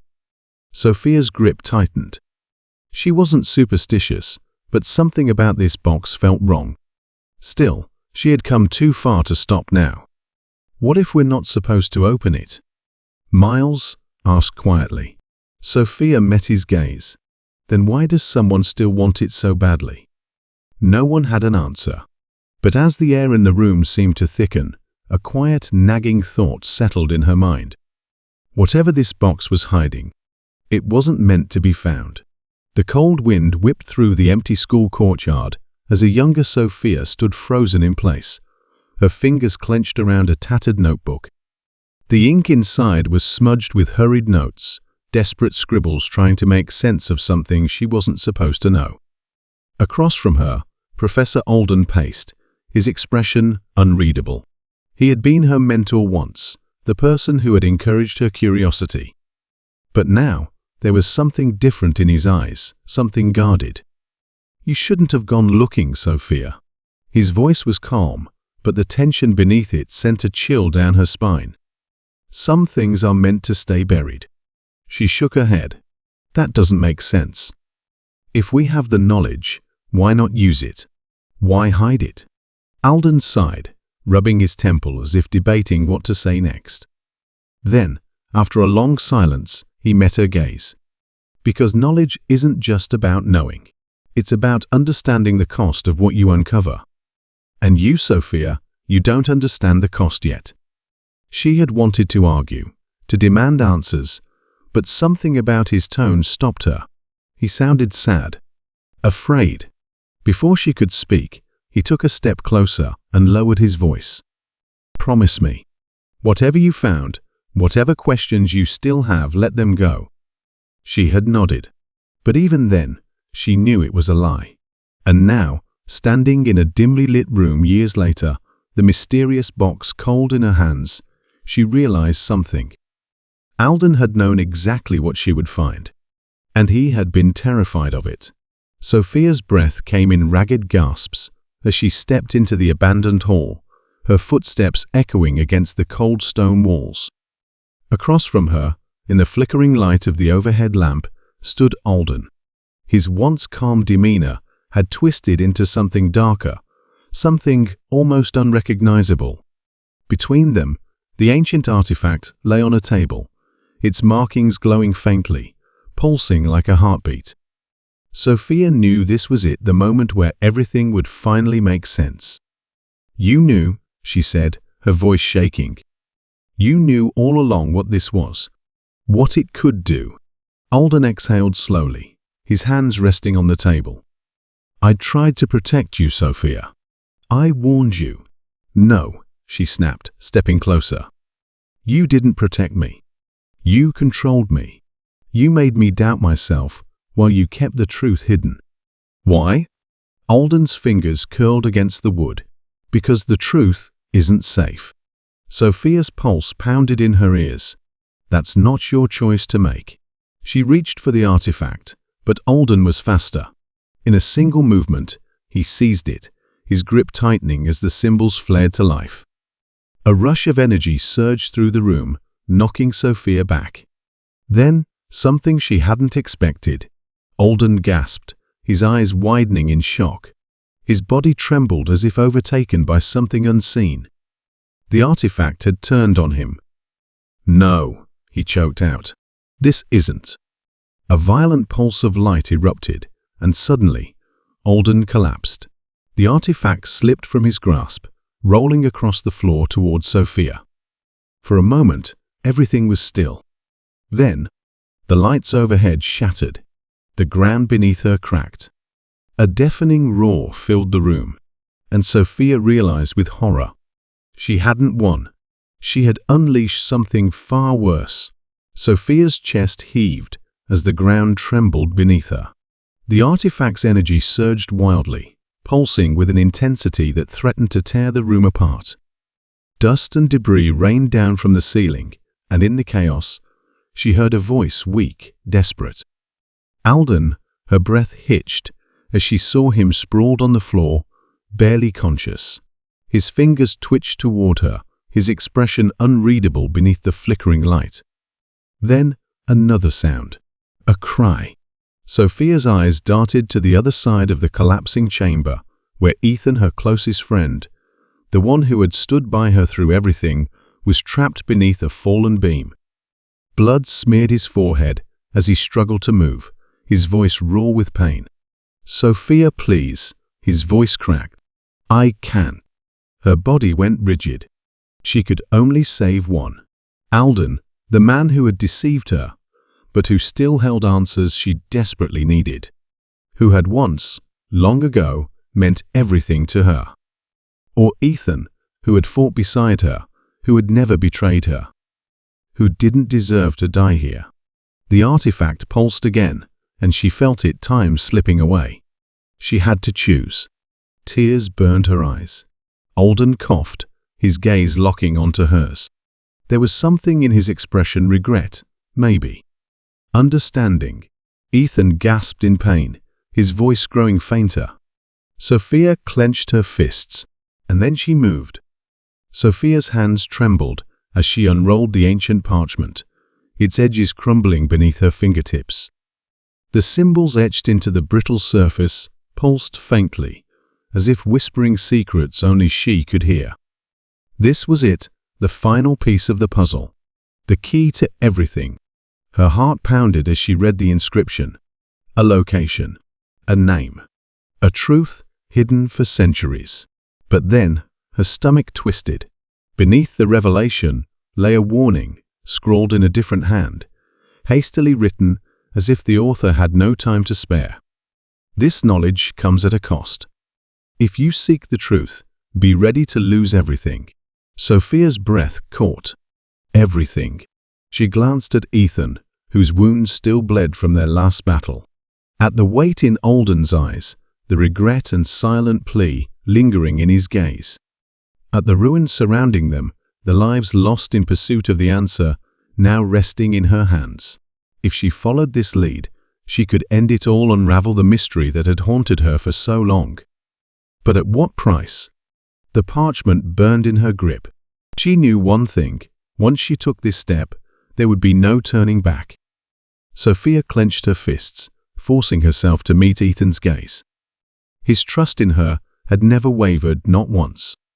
And now, she was about to shatter it. "I need you to stay here," she said, keeping her voice steady. "It's too dangerous." Ethan frowned, stepping closer. "Sophia, we've come too far. Whatever you're planning, I'm going with you." She swallowed hard, forcing a smile. "I promise, I'll be back before you know it." She hated lying to him.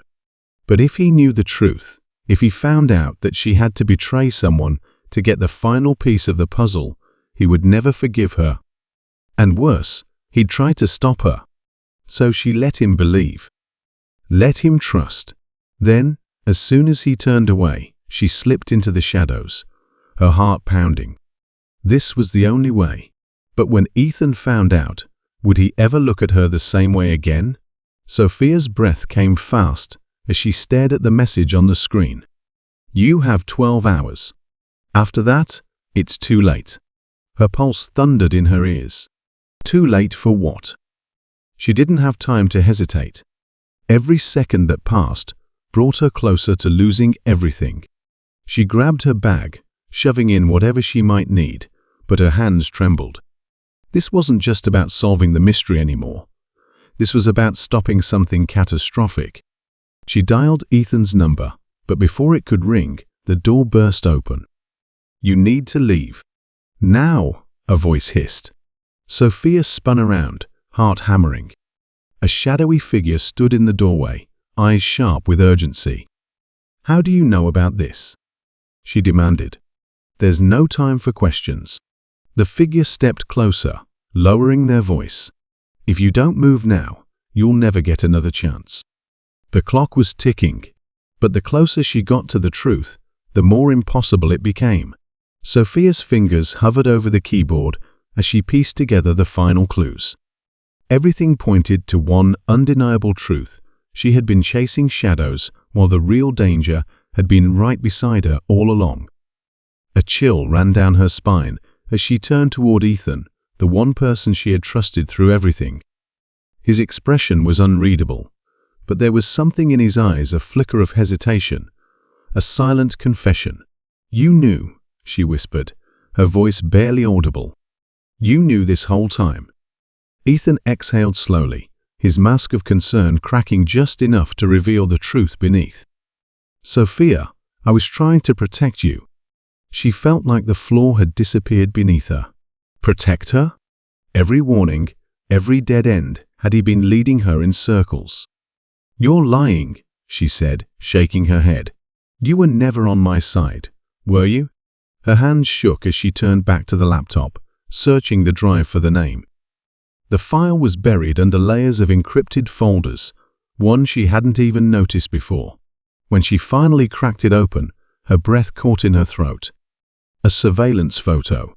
Two people in the same frame, standing too close to be strangers. One of them was Ethan. The other. Sophia's blood turned cold. It was her mother.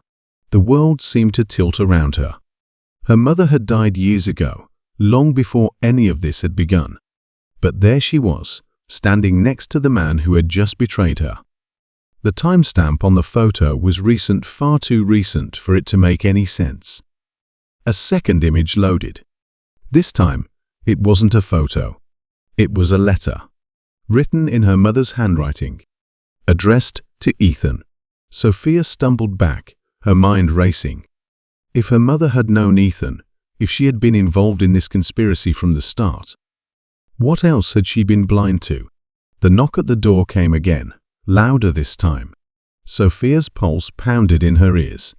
Everything she thought she knew had just shattered. And now, someone was standing on the other side of that door, someone who might hold the final piece of the puzzle. The door burst open before Sophia could react. A figure in black lunged at her, knocking her to the ground. The knife skidded across the floor, out of reach. She struggled, but a gloved hand clamped over her mouth, muffling her scream. The intruder's other hand pressed something cold against her temple, a gun. "Stay down," a voice growled. Her heart pounded. This wasn't a robbery. This was an execution. The weight of the attacker pinned her, but adrenaline surged through her veins. Twisting sharply, she drove her knee into their ribs. The attacker grunted, the grip loosening just enough. She seized the moment, rolling free and scrambling toward the desk. A shot rang out, splintering the wood inches from her hand. "Don't make this harder than it has to be," the voice warned. Sophia's mind raced. She was trapped. No weapon. No escape. And whoever this was, they weren't here to talk. Her gaze darted toward the laptop, the open file still on screen. Winterbourne. Whoever sent that message knew this would happen. This was a setup. The attacker stepped closer, gun raised. "You were never supposed to find that file." That's when she realized the voice wasn't distorted anymore. It was familiar. She knew them. The shock hit her like a wave, but she had no time to process it. The attacker took aim, finger tightening on the trigger. And then, a deafening crash. The window shattered as a second figure lunged into the room. Sophia barely had time to duck as chaos erupted. "Sophia," voice tense, "you knew. This whole time, you knew what Winterbourne really was." Julian leaning back, expression unreadable, "I knew parts of it. Enough to stay alive. Sophia, but not enough to tell me. To warn me before I walked into this mess blind?" Julian scoffs. "You think knowing everything would help you?" "No, Sophia. It would made you reckless." Sophia, narrowing her eyes. "And you're saying you weren't?" "Julian, I made choices. Some better than others. But I'm still here. Sophia, unlike the others." Julian pauses, gaze flickering yes. "Unlike the others." Sophia, quietly, "What happened to them?" Julian exhales slowly, looking away. "I can't tell you that." Sophia, shaking her head, "Stepping closer, or you won't." Julian, "Maybe both." Sophia, studying him, realization dawning, "You're protecting someone." Julian, half smiling, "But there's no humor in it. I'm protecting a lot of things." Sophia, "And what about me?" Julian softly, "That's what I'm trying to figure out." Sophia pauses, searching his face, "If you lie to me again." Julian, interrupting, suddenly serious, "I won't." "But you're asking the wrong questions, Sophia." Sophia, frowning, "Then tell me. What's the right one?" Julian, quietly, almost a whisper, "Not who did this. Not why." Means in, just enough for her to hear. "Julian, ask yourself who's still left." A small, overlooked news article flickered across Sophia's screen. A local fire at an abandoned chapel on the outskirts of town. A vagrant had been found unconscious nearby, rambling incoherently about the ones who never left. At first, she dismissed it. Too many distractions already. But then the name buried in the report caught her eye. Elliot Graves. She froze. Graves had vanished over a decade ago, the first to disappear, in what would later become the Winterbourne case. No body. No evidence.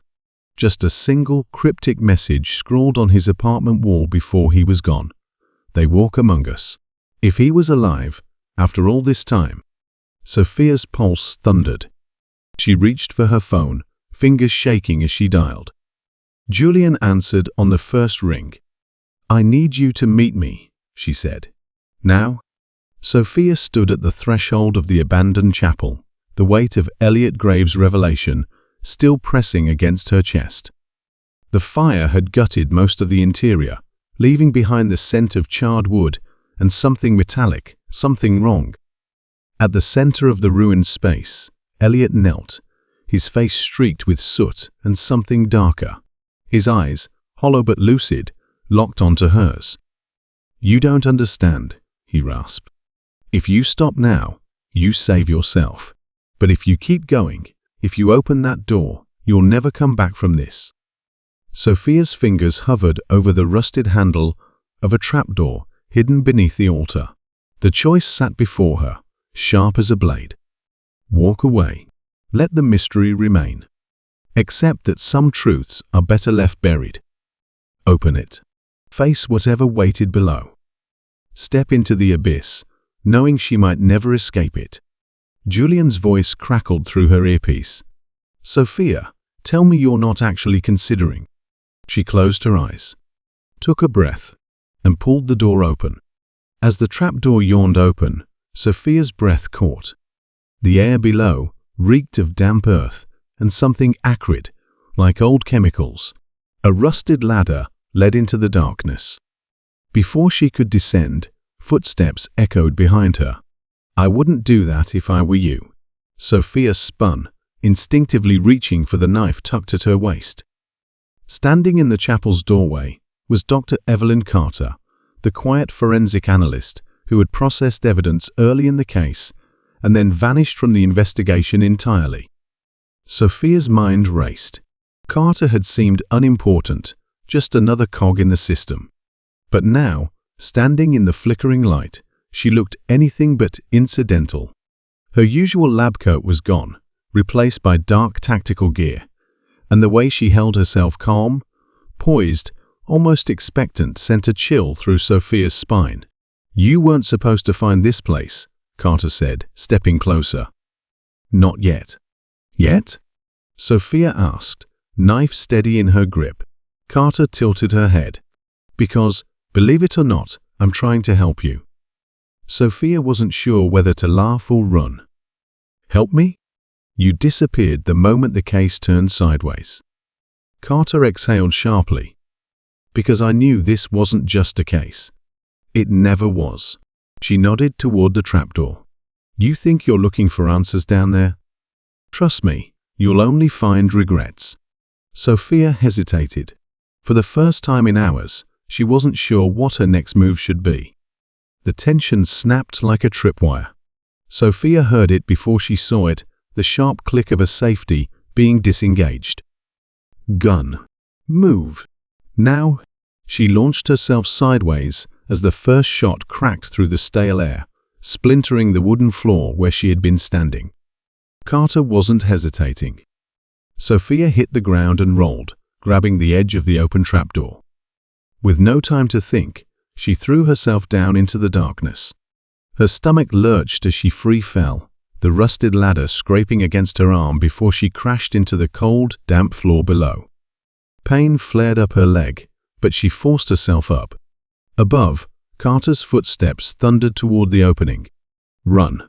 The underground passage stretched before her, a narrow tunnel of damp stone and flickering emergency lights. Somewhere ahead, something dripped, slow and rhythmic. She sprinted, heart hammering against her ribs, the uneven ground threatening to trip her with every step. Then another gunshot. Sparks flew as the bullet ricocheted off the tunnel wall just inches from her head. She had seconds. "Think, Sophia." Think. Then she saw it, the corridor split into two paths. One was wide, well lit. The other was a jagged, claustrophobic crawlspace, barely big enough to fit through. And she knew exactly what Carter expected her to do. Sophia had spent years avoiding tight spaces, ever since the accident as a child trapped in the wreckage of her parents' car, unable to move, lungs fighting for air. The memory burned at the edges of her mind. But she had no choice. She forced herself into the narrow gap, feeling the jagged walls scrape against her skin.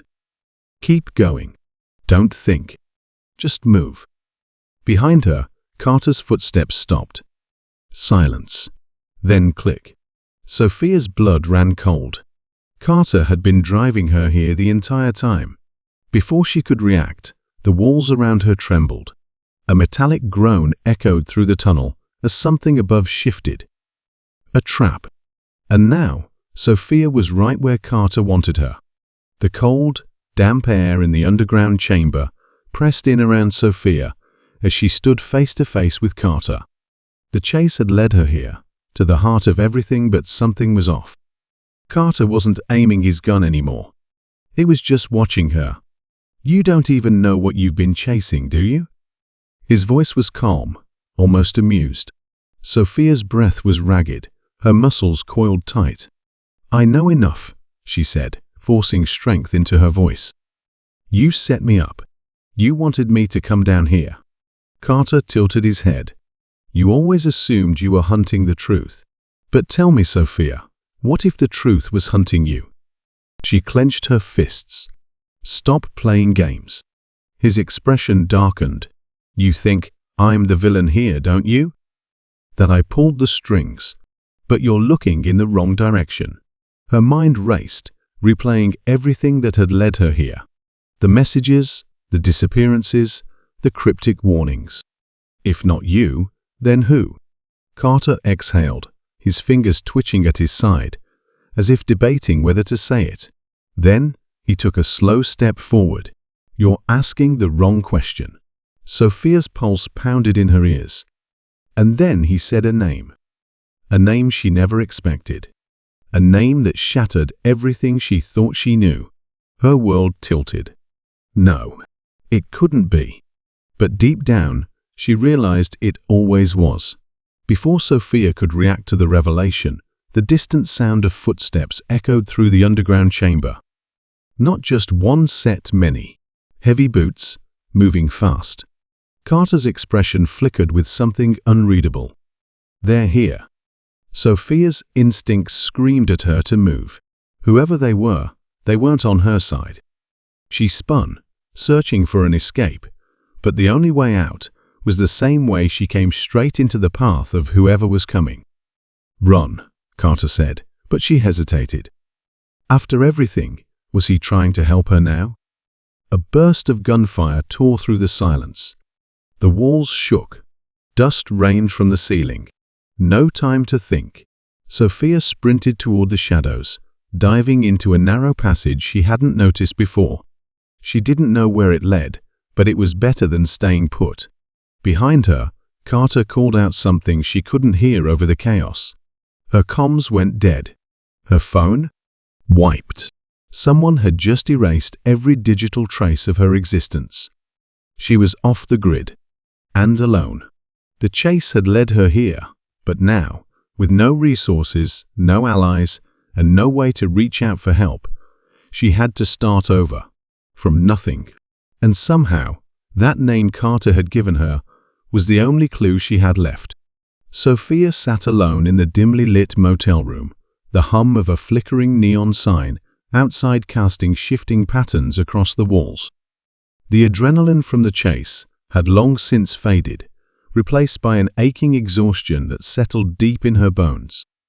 She ran a hand through her hair, staring at the single name Carter had given her, scribbled on the edge of a torn napkin. It felt too small, too simple to hold the weight of everything she'd been through. For the first time in weeks, there was no immediate danger. No running. No fighting. Just silence. And in that silence, the doubt crept in. Had she been wrong about everything? Had she trusted the wrong people? Her reflection in the motel mirror looked like a stranger worn down, eyes shadowed with exhaustion. How much had she lost in pursuit of the truth? A part of her wanted to walk away, to disappear into the kind of life where no one was chasing her, where the past could be buried. But she knew better. The truth wouldn't let her go. It never did. She exhaled sharply, gripping the napkin tighter. She wasn't finished. Not yet. Sophia's phone buzzed.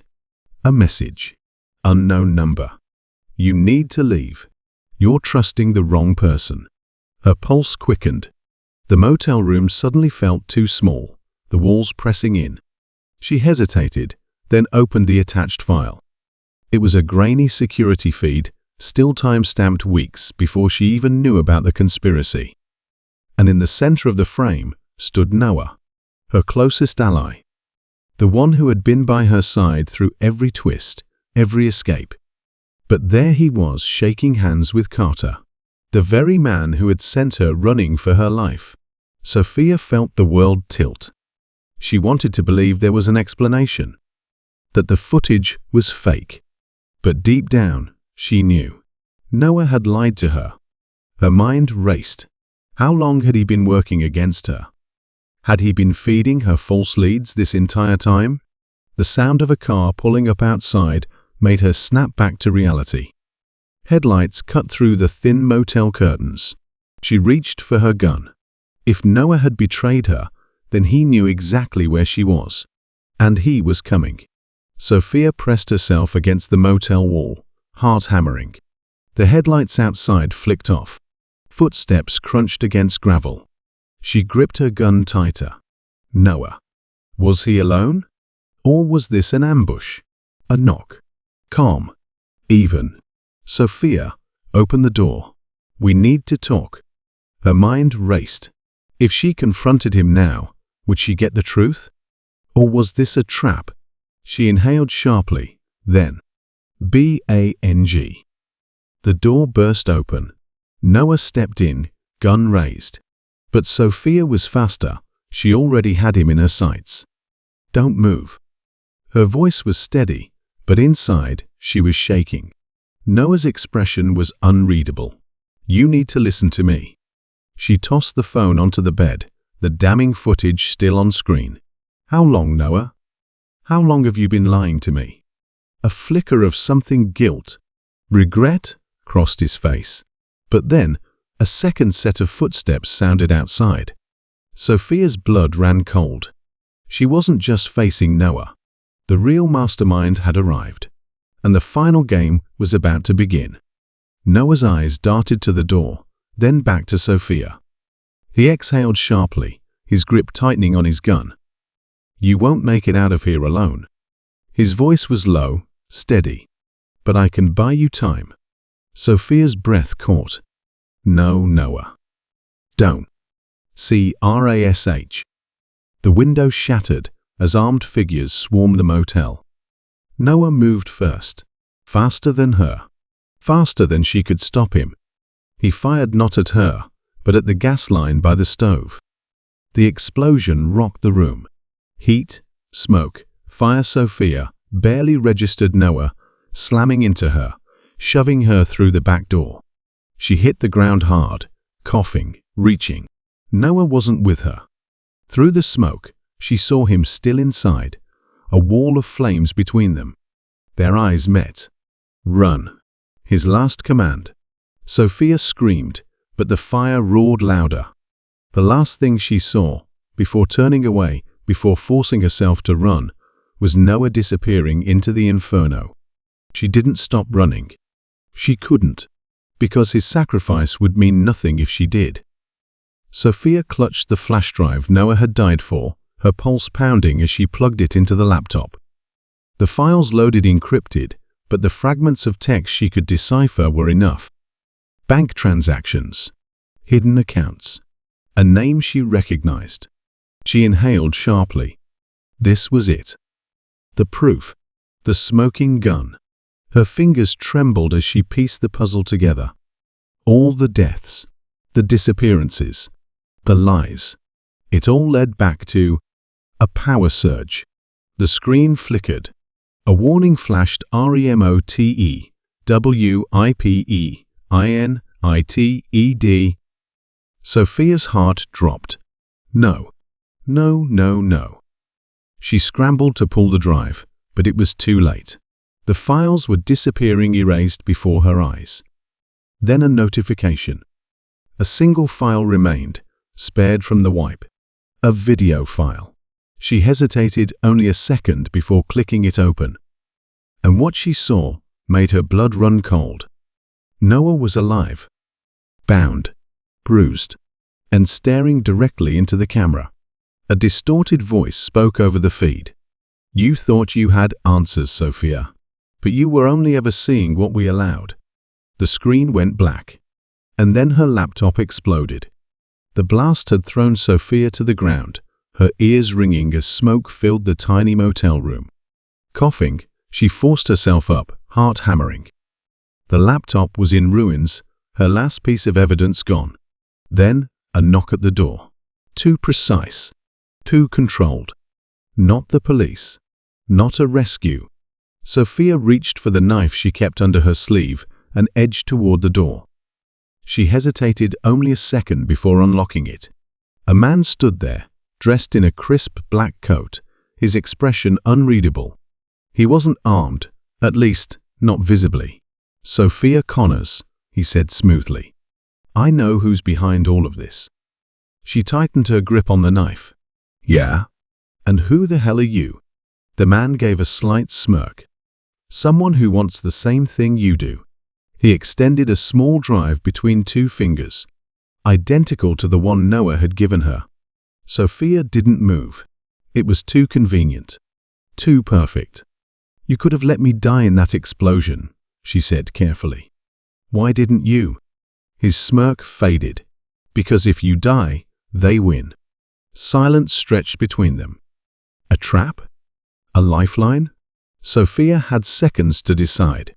She reached out and took the drive. The dimly lit rooftop restaurant overlooked the city skyline, the air thick with the scent of rain and expensive cigars. Sophia sat across from Viktor Dalka, the man who had orchestrated more betrayals than she could count. His silver cufflinks gleamed under the chandelier, but his smile was sharper than any blade. "You came alone," he mused, swirling his whiskey. "Brave or foolish?" Sophia smirked, leaning forward. "You wanted a deal. Let's talk." Viktor exhaled slowly. "The files you stole, give them to me, and I'll make sure you walk away from this alive." Simple, clean. Sophia slid a flash drive across the table. "A decoy," she admitted before he could gloat. "The real files? Hidden. And if anything happens to me, they go public." His expression didn't change, but she saw the flicker of irritation behind his eyes. "You overestimate your leverage," he said smoothly. "Your life is already on borrowed time, Miss Connors. And I'm feeling generous tonight." She met his gaze without flinching. "Then let's cut the theatrics. You don't want the files, you want what's in them. I can give you something better." Viktor arched a brow. "Go on." She leaned in. "A name. Someone inside your circle who's been feeding me information." Now, she had his full attention. "You lie." Sophia let a slow, knowing smile spread across her lips. "Do I?" A long silence. Then, Viktor chuckled, low and dangerous. "Very well. What do you want in return?" Her pulse quickened. This was it, the moment she could secure her escape. But as she opened her mouth, she hesitated. If she played this wrong, someone, maybe someone innocent, would pay the price. Victory was within reach. But at what cost? Victor's smirk lingered as he studied Sophia, waiting for her answer. But before she could speak, he tapped his glass against the table and said, almost lazily, "You know, this isn't the first time you've had to make a choice like this." Her breath hitched. A cold wave of dread crashed over her. "Not here. Not now." Victor's smirk deepened. He knew. "I did some digging," he continued, swirling the amber liquid in his glass. "That fire in Chicago, 8 years ago. The one that erased an entire operation overnight. Authorities never found the person responsible. But I did." Sophia's hands clenched into fists under the table. "You think I don't recognize a guilty conscience when I see one?" Viktor leaned in, voice dropping to a whisper. "You covered it up, walked away. And yet, here you are, willing to burn another life to save yourself." The room felt smaller, suffocating. The fire. The choice she had made. The one person she couldn't save. "You don't know what happened," she said, but her voice lacked its usual steel. Viktor only chuckled. "I know enough." He sat back, satisfied. "So tell me, Sophia, will you repeat history tonight?" She was on the verge of securing her way out of this. But now the weight of the past pressed against her chest like a vice. If she gave Viktor the name, she could walk away. But at what cost? Was she really willing to let another life be collateral damage? Sophia barely had time to process Victor's words before the door behind her clicked shut. She turned sharply, only to feel her stomach drop. Damien, her most trusted ally. The one person she believed had her back through all of this. But the look in his eyes was different now, hard, unreadable. "I'm sorry, Sophia," he said, and the words cut deeper than any blade. "But this is bigger than you." Her pulse pounded in her ears. "You knew," she whispered, realization hitting like a freight train. "This whole time, you were feeding them information." Damien exhaled, running a hand through his hair.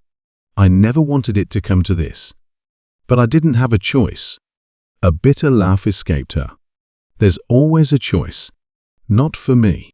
His voice was quiet but firm. "You don't understand, Sophia. If I hadn't," he hesitated, but then squared his shoulders. "They would have killed me." She swallowed the lump in her throat, anger and disbelief warring inside her. How much of it had been real? The late-night strategizing, the whispered reassurances that they had each other's backs, had it all been a lie? Victor watched the exchange with a smirk, clearly enjoying the spectacle. The sting of betrayal never gets old. Sophia forced herself to meet Damien's gaze. "You should have told me." "I couldn't," he said, and this time there was something raw in his voice, regret. But regret didn't erase the damage, didn't undo the choices he had made. The walls felt like they were closing in, the weight of everything crashing down at once. She had no one left to trust, and now she had to find a way out of this mess alone. Sophia's hands trembled as she gripped the detonator. The room was suffocatingly silent, save for the rhythmic ticking of the countdown clock on the wall. 60 seconds. Across from her, Victor stood with his usual smug arrogance, flanked by his enforcers. But it was Damien's expression that crushed her, pleading, regretful, broken. "You don't have to do this," he said, voice raw. "Yes, I do," she whispered. If she pressed the button, Victor's entire operation would crumble, but so would Damien. He had chosen the wrong side, betrayed her in ways she couldn't forgive, yet she still felt the weight of his soul tied to hers. 45 seconds. Her mind raced. If I stop now, everything we've fought for is gone. But if I go through with it, the consequences would be permanent. "I never wanted to hurt you, Sophia," Damien said, stepping forward. The guards tensed. "But this isn't who you are." 30 seconds. Victor chuckled. "Listen to him, darling. Maybe he's finally telling you the truth." She clenched her jaw. "The truth? No. The truth is that I don't have a choice." Her thumb hovered over the button. 20 seconds. Damien's eyes bore into hers. "Please." 10. Tears burned in her eyes. No turning back. She pressed the button. The world exploded. The air was thick with smoke and the distant sound of sirens. Sophia stood frozen in the center of the abandoned warehouse, her pulse pounding in her ears. Two choices.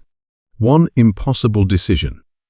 Across the room, Victor held a gun to Damien's head, his lips curling into a satisfied smirk. "You've come so far," he taunted. "Now let's see what you're really made of." Behind her, the countdown on the stolen hard drive flashed 02:14. If she didn't disable it in time, Victor's network would vanish, along with every piece of evidence linking him to the attacks. Damien met her eyes, silent, but the message was clear. "Stop, Victor. End this." Her fingers hovered over the keyboard. One keystroke would secure her victory, but at the cost of Damien's life. If she moved toward him instead, the evidence and everything she'd risked would be gone. "Sophia," Victor sighed. "Make a choice, or I'll make it for you." 1:42. Her breath caught. Save him? Or stop the monster?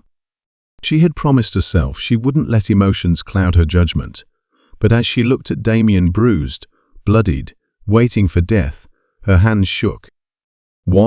15. She had seconds. Tears blurred her vision. Her entire mission, everything she'd sacrificed, or the man who had betrayed her, but who she still couldn't let go. Victor cocked the gun. Time's up. Sophia moved. Victor watched Sophia with quiet amusement, his finger resting lightly on the trigger. She didn't see it yet, the inevitability of it all. He had once stood where she stood now, faced with an impossible choice. And he had chosen wrong. Years ago, in the war-torn city of Inverness, he had been a different man. A soldier, a brother, a man who believed in something greater. Until the mission that destroyed everything. His orders had been clear: extract the informant, secure the data, leave no loose ends. But when he found the target, he hesitated. The informant was just a kid, wide-eyed, terrified. His hands had trembled over the trigger. Mercy had been his mistake. His hesitation had cost the lives of his entire unit. One moment of weakness, and he had been the only one left standing in a pool of blood and broken bodies. The enemy hadn't hesitated. Neither should he have. Victor learned that day, compassion was a weakness. Regret was a lie. And trust? A death sentence. Now, he saw the same hesitation in Sophia's eyes. She was just like him, before the world taught him better. Would she make the same mistake? Would she let her emotions blind her? He tilted his head, watching her fingers tremble over the keyboard. Tick, tock, he murmured. She didn't realize she was already too late. Sophia's breath came in short, ragged gasps as the realization crashed over her like a tidal wave. Every decision, every step, every so-called victory, none of it had been hers. The encrypted file she had just unlocked revealed a pattern too precise to be coincidence. Every move she had made over the last year had been subtly guided, nudged by an unseen hand. The leads she thought she had discovered? Planted. The people she trusted? Complicit. The very mystery she had been unraveling. A carefully constructed illusion. And the worst part? She had been their weapon all along. The messages, the clues, even the so-called betrayals, they had been orchestrating everything. Her fingers trembled over the keyboard as she scrolled through the final piece of damning evidence. A list of key assets under the program's influence. Her name was at the top. A shadow fell over the screen. Now you see, Victor's voice came from behind her, quiet, almost pitying. You were never hunting the truth, Sophia. You were being led to it. Her heart pounded in her chest. No. Victor sighed. It's always the same reaction. Denial first. He crouched beside her, eyes searching hers. But tell me, can you remember the moment you decided to start this investigation? The exact moment? Sophia opened her mouth, then stopped. She couldn't. A sickening chill spread through her bones. Had she ever truly been in control? Sophia's eyes locked onto the final line of the decrypted file.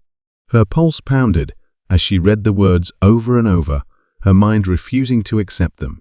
Primary handler, Damien Wolf. Damien. Her closest ally. The one person she had trusted through all of this. Her stomach twisted. He had been the one pulling the strings.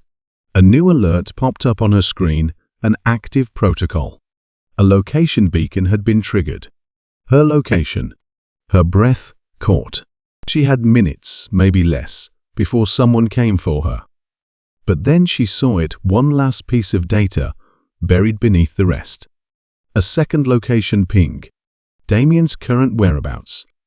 He was waiting for her. Her hands clenched into fists.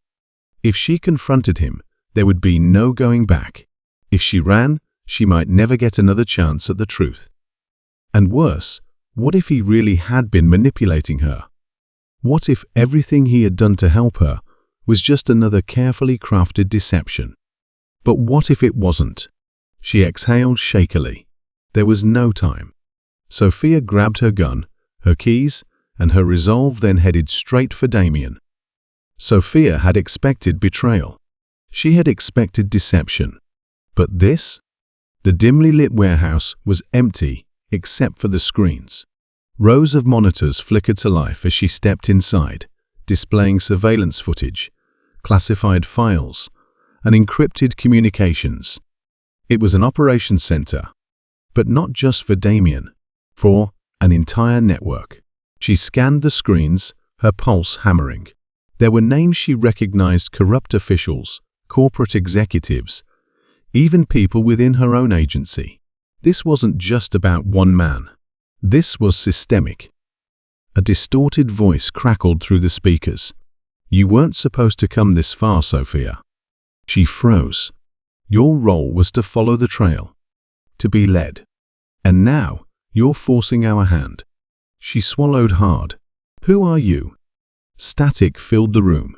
Then one final message appeared on a monitor. "We've been watching you for longer than you think. And now, we'll see what you're truly capable of." The doors behind her slammed shut. The pieces had always been there. Scattered. Hidden. Sophia just hadn't seen how they fit until now. She stood in the underground archive, the air thick with dust and something far heavier: realization. The documents in her shaking hands detailed classified experiments, offshore accounts, and a long list of test subjects. One name leapt off the page: Elias Carter. Her breath caught. Elias had been a footnote in this case, a missing scientist who vanished years ago. Irrelevant. Until now. Her fingers traced the redacted lines, piecing together the puzzle. Elias had been more than a researcher. He had been the architect. The one who designed the very system she had been fighting against. A chill crawled up her spine as she realized something even worse. The files weren't old. They had been updated 3 days ago. A soft creak echoed behind her. She wasn't alone. The wind howled through the abandoned facility, rattling loose metal panels like a warning. Sophia stood at the edge of the platform, gun raised, eyes locked on the figure across from her. Elias Carter. He looked different now, no longer the elusive ghost in the shadows, but a man who had spent years orchestrating every move. His coat billowed as he stepped forward, voice eerily calm. "You were never meant to make it this far." Sophia tightened her grip. "And yet, here I am." Lightning flashed, briefly illuminating the chaos around them: shattered equipment, overturned desks, the remnants of a life's work built on lies. Elias moved first. A flick of his wrist, and the lights cut out. Total darkness. Sophia's pulse pounded in her ears. He knew the layout. She didn't. A footstep behind her. Too close. She spun, firing. Empty air. A whisper. "You think you're the hero?" Pain exploded in her ribs as something hard struck her side. She hit the ground, gasping, rolling away before another blow could land. Her vision blurred. Elias was faster. Smarter. But she was desperate. She reached blindly, fingers closing around a shard of broken glass. Not perfect, but enough. The next time he moved, she was ready. She slashed upward, the glass slicing through fabric and flesh. Elias staggered back, hand pressed to his bleeding side. For the first time, his mask of control cracked. Sophia struggled to her feet, panting. "You lose." Elias smirked, despite the pain. "Do I?" From the shadows, a low hum filled the air. The sound of something activating. Sophia's stomach dropped. She had missed something. Elias gave her one last look before disappearing into the darkness. And behind her, the facility came to life. The silence was worse than the fight. Sophia staggered through the wreckage, her breath coming in ragged gasps. The facility still hummed a quiet, menacing sound that filled the empty space where Elias had stood just moments ago. He was gone. And somehow, despite everything, it didn't feel like a victory. Blood dripped from her fingers, but she wasn't sure whose it was anymore: hers, Elias's, or someone else's. Her ribs ached from the fight, every breath sharp and punishing. But it wasn't the physical wounds that unsettled her. It was the questions. How had she let him slip away? What had he activated before escaping? And worst of all, what if he had been right? She had always told herself she was chasing justice, that she was uncovering the truth, bringing a monster to light. But in the dim glow of the failing emergency lights, she couldn't shake the sickening thought that she had played right into his hands. A low groan cut through the quiet. Sophia's pulse spiked. She wasn't alone. She turned, spotting movement among the debris. A figure, Sam. She rushed forward, dropping to her knees beside him. His face was pale, blood soaking through his shirt. Soph. His voice was weak, barely above a whisper. Her hands hovered over his wound, panic surging in her chest. No, not him. You're okay, she lied, pressing down to stop the bleeding. I've got you. Sam's eyes flickered open, hazy with pain. He tried to speak, but only managed to wince. Her throat tightened. This wasn't how it was supposed to end. She glanced around, looking for anything to help. But all she saw were the remnants of a battle that had cost more than she'd realized. The facility was compromised. Elias was gone. And Sam might not make it. Sophia clenched her jaw. She had fought so hard. And for what? The weight of everything, the betrayals, the sacrifices, the damage pressed down on her. She had wanted answers. Now, all she had were consequences. Sophia's mind was racing as she fought to keep Sam conscious. The facility groaned around them, its structural integrity failing after the battle. They had minutes, maybe less. But something gnawed at her, a thought she couldn't shake. Elias had escaped, but why? He had always been meticulous, always 10 steps ahead. If he had let her get this close, it meant he still had a move to make. And then it hit her. A memory, a moment she had dismissed as unimportant. Ben, the unassuming lab technician, the one who had always been in the background, overlooked, blending into the chaos of the investigation. He had been the one who handed her reports, the one who had helped her access files no one else could, the one who had been there since the very beginning. Sophia's breath caught. Ben wasn't just some lab tech. He was the missing piece. She thought back to every moment, the way he had subtly guided her, the way he had conveniently disappeared just before things went sideways. And then the reports. The ones that had led her here in the first place. He had given them to her. Her hands trembled as she stared down at Sam. I was wrong, she whispered. I was so wrong. Sam's eyes fluttered open, barely focused. What? She swallowed hard, pushing back the rising panic. She had spent all this time chasing Elias, but the real key to everything had been hiding in plain sight. Ben hadn't just helped.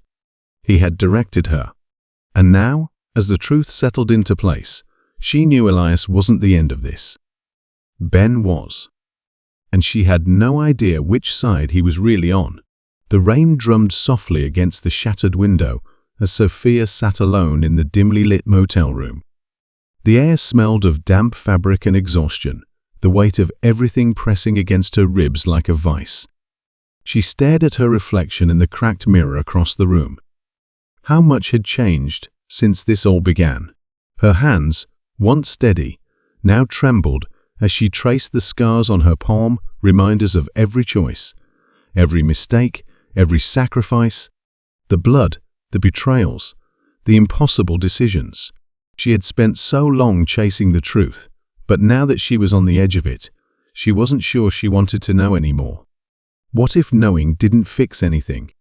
She thought of Sam, barely clinging to life, of Elias, still out there, of Ben, the man she had trusted without question.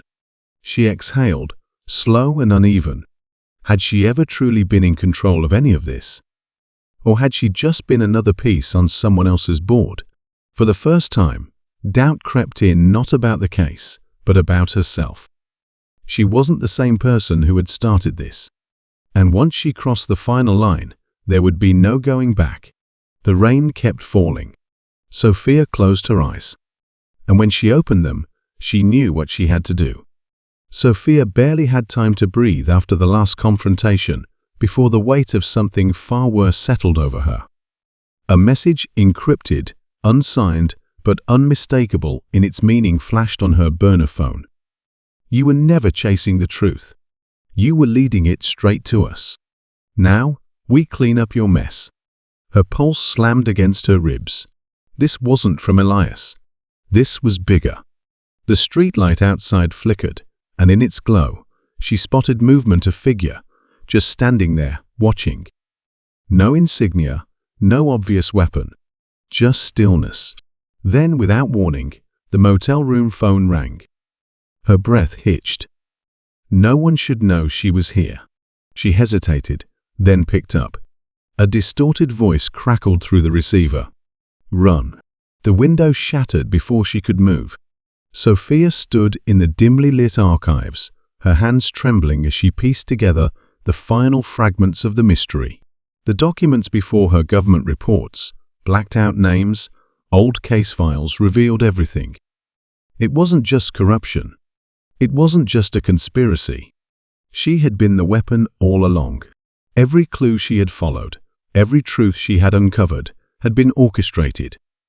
Not to expose the guilty, but to eliminate them. Elias hadn't been her enemy. He had been a loose end. And now, she was the last one left. A sharp breath left her lips. If she released this information, the people responsible wouldn't fall. The city would. The system, the institutions, everything she had fought to protect it would all collapse. But if she stayed silent, she'd be complicit. Her phone buzzed. A simple text. Decide. Sophia closed her eyes. The weight of the truth crushed her. There was no right answer, only the one she could live with. Sophia gripped the flash drive so tightly, it dug into her palm. The room around her, the abandoned warehouse, where she had arranged this final meeting, felt like it was closing in. Across from her, Elias stood with an unlit cigarette between his fingers, watching her like a predator, waiting for its prey to move. You know what happens if you release it, he said, voice eerily calm. Cities burn for less. She knew. The files in her possession contained the truth, the names, the evidence, the corruption that went deeper than she ever imagined. If she leaked them, it wouldn't just take down those responsible. It would break everything. Behind her, the distant sound of sirens. The clock was running out. And if I don't? Her voice wavered. Elias sighed, tossing the cigarette aside. Then you live knowing that every injustice, every murder, every cover-up continues. Because you chose to let it. A heavy silence filled the space. Sophia's chest tightened. There was no easy answer. No way to win. If she acted, chaos would consume the city. People would die. The system would collapse. If she did nothing, she'd be another pawn, another coward who let the rot spread. A sudden noise, a car pulling up outside. She had to decide. Her fingers hovered over her phone. One press, and the files would be sent to every journalist, every whistleblower, every public forum she could reach. Elias watched her, waiting. Daring her. Her heart pounded. Press, send, or walk away. No matter what she chose, the world would never be the same. The rooftop was slick with rain, city lights shimmering in the puddles beneath Sophia's boots. Wind howled through the steel framework, carrying the distant sounds of sirens too far to help now. Across from her, Elias stood at the edge, his silhouette illuminated by the glow of the skyline. This was always going to end here, he said, voice steady, almost resigned. You just didn't want to admit it. Sophia's grip tightened around the gun in her hand. She wasn't sure if she was holding it for him or for herself. You knew I'd find the truth, she said. You wanted me to. Elias smirked, running a hand through his rain-soaked hair. Maybe I did. His expression darkened. But tell me, Sophia, what does it change? She felt the weight of everything, the deaths, the betrayals, the choices that led them to this moment. The files she'd leaked had already set the city on fire. But Elias wasn't just a symptom. He was the architect. Why? She demanded, stepping closer. After everything, you could have walked away. You had a choice. Elias exhaled, shaking his head. Choice? You think any of us ever had one? His voice sharpened. You think tearing it all down will fix things? You think they'll let you? Sophia hesitated. He laughed, bitter and tired. That's the real truth, Sophia. You didn't expose anything they didn't already know. You just did their job for them. The realization struck like a gut punch. Had she been a tool? Had she been played from the beginning? Elias took a step closer, lowering his voice. You can kill me if you want. Call it justice.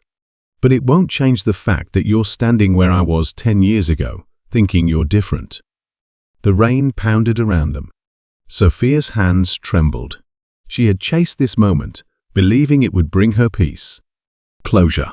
But standing here, staring into the eyes of the man who had torn her life apart, all she saw was another version of herself. And maybe that was the real horror. Elias took another step back, heels hanging over the ledge. His gaze never left hers. So tell me, he said, what's it going to be? Sophia's breath caught. Choice. She raised the gun. The city burned below them.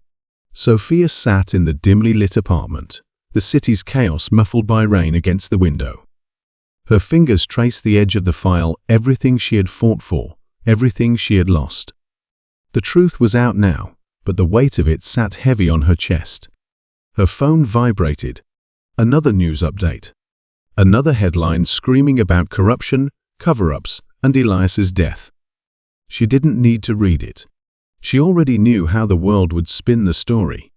A rogue whistleblower. A tragic end. The system would keep moving, with or without him. She leaned back, staring at the ceiling. For so long, she had chased this moment, believing that exposing the truth would bring justice. But justice felt hollow now. It hadn't brought back the people she'd lost. It hadn't erased the scars, physical and otherwise. A soft knock at the door. She hesitated. Few people knew she was here. Even fewer she could trust. When she opened it, she found Damien standing there, the exhaustion in his eyes mirroring her own. He didn't speak, just held out a coffee, her usual order. A silent truce. She took it, stepping aside to let him in. For a long time, they just sat in silence. Finally, Damien sighed. You did it. She let out a dry laugh, shaking her head. Did I? He didn't answer. He didn't need to. Sophia exhaled, staring out at the city. Somewhere out there, the cycle was already starting again. New players, same game. But maybe, just maybe this time, someone would be paying attention. And for now, that had to be enough. As Sophia sat in the dimly lit apartment, the weight of everything settling into her bones, her eyes drifted back to the file on the table. The truth was out. The world knew now. But why did it still feel unfinished? Her phone buzzed again. Another notification. Probably another article dissecting Elias's downfall. But when she glanced at the screen, her breath caught. Unknown number. You only found what I wanted you to find. Her stomach twisted. She gripped the phone, rereading the message as a cold dread settled over her. A second message appeared. Unknown number. Look deeper. Sophia's pulse hammered. She turned to Damien, holding out the phone. Tell me this isn't real. Damien's face darkened as he read the messages. Who the hell is this? Before she could respond, her laptop screen flickered, files she hadn't opened flashing across the display. A hidden drive she hadn't accessed. Her fingers hovered over the keyboard. One click, and she might unravel something even worse. The rain outside grew heavier, the city stretching endlessly before her. Had she really solved the mystery? Or had she just played her part in someone else's game? Sophia took a deep breath, then clicked. The city felt different now. Quieter. Heavier. Sophia stood at the river's edge, the wind tugging at her coat, as she watched the dark water ripple beneath the streetlights. The truth was out, every dark secret, every hidden betrayal. Elias was gone. The network dismantled. The game was over. And yet, the weight in her chest hadn't lifted. Damien approached, hands in his pockets. So, what now? She exhaled, watching her breath curl into the night. I don't know. The revelations had cost them more than they'd imagined. People had died. Friendships had shattered. And now, with nothing left to chase, the silence felt unbearable. You did the right thing, Damien said, but even he didn't sound sure. Sophia pulled out her phone, staring at the last message from the unknown number. You only found what I wanted you to find. No follow-ups. No new leads. Just a lingering question that gnawed at her. Had she truly uncovered everything? Or had she only played her part in something much larger? She slipped the phone back into her pocket and turned to Damien. We close this chapter. We move forward.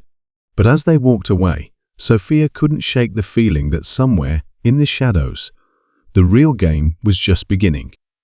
The rain had stopped by the time Sophia reached her apartment.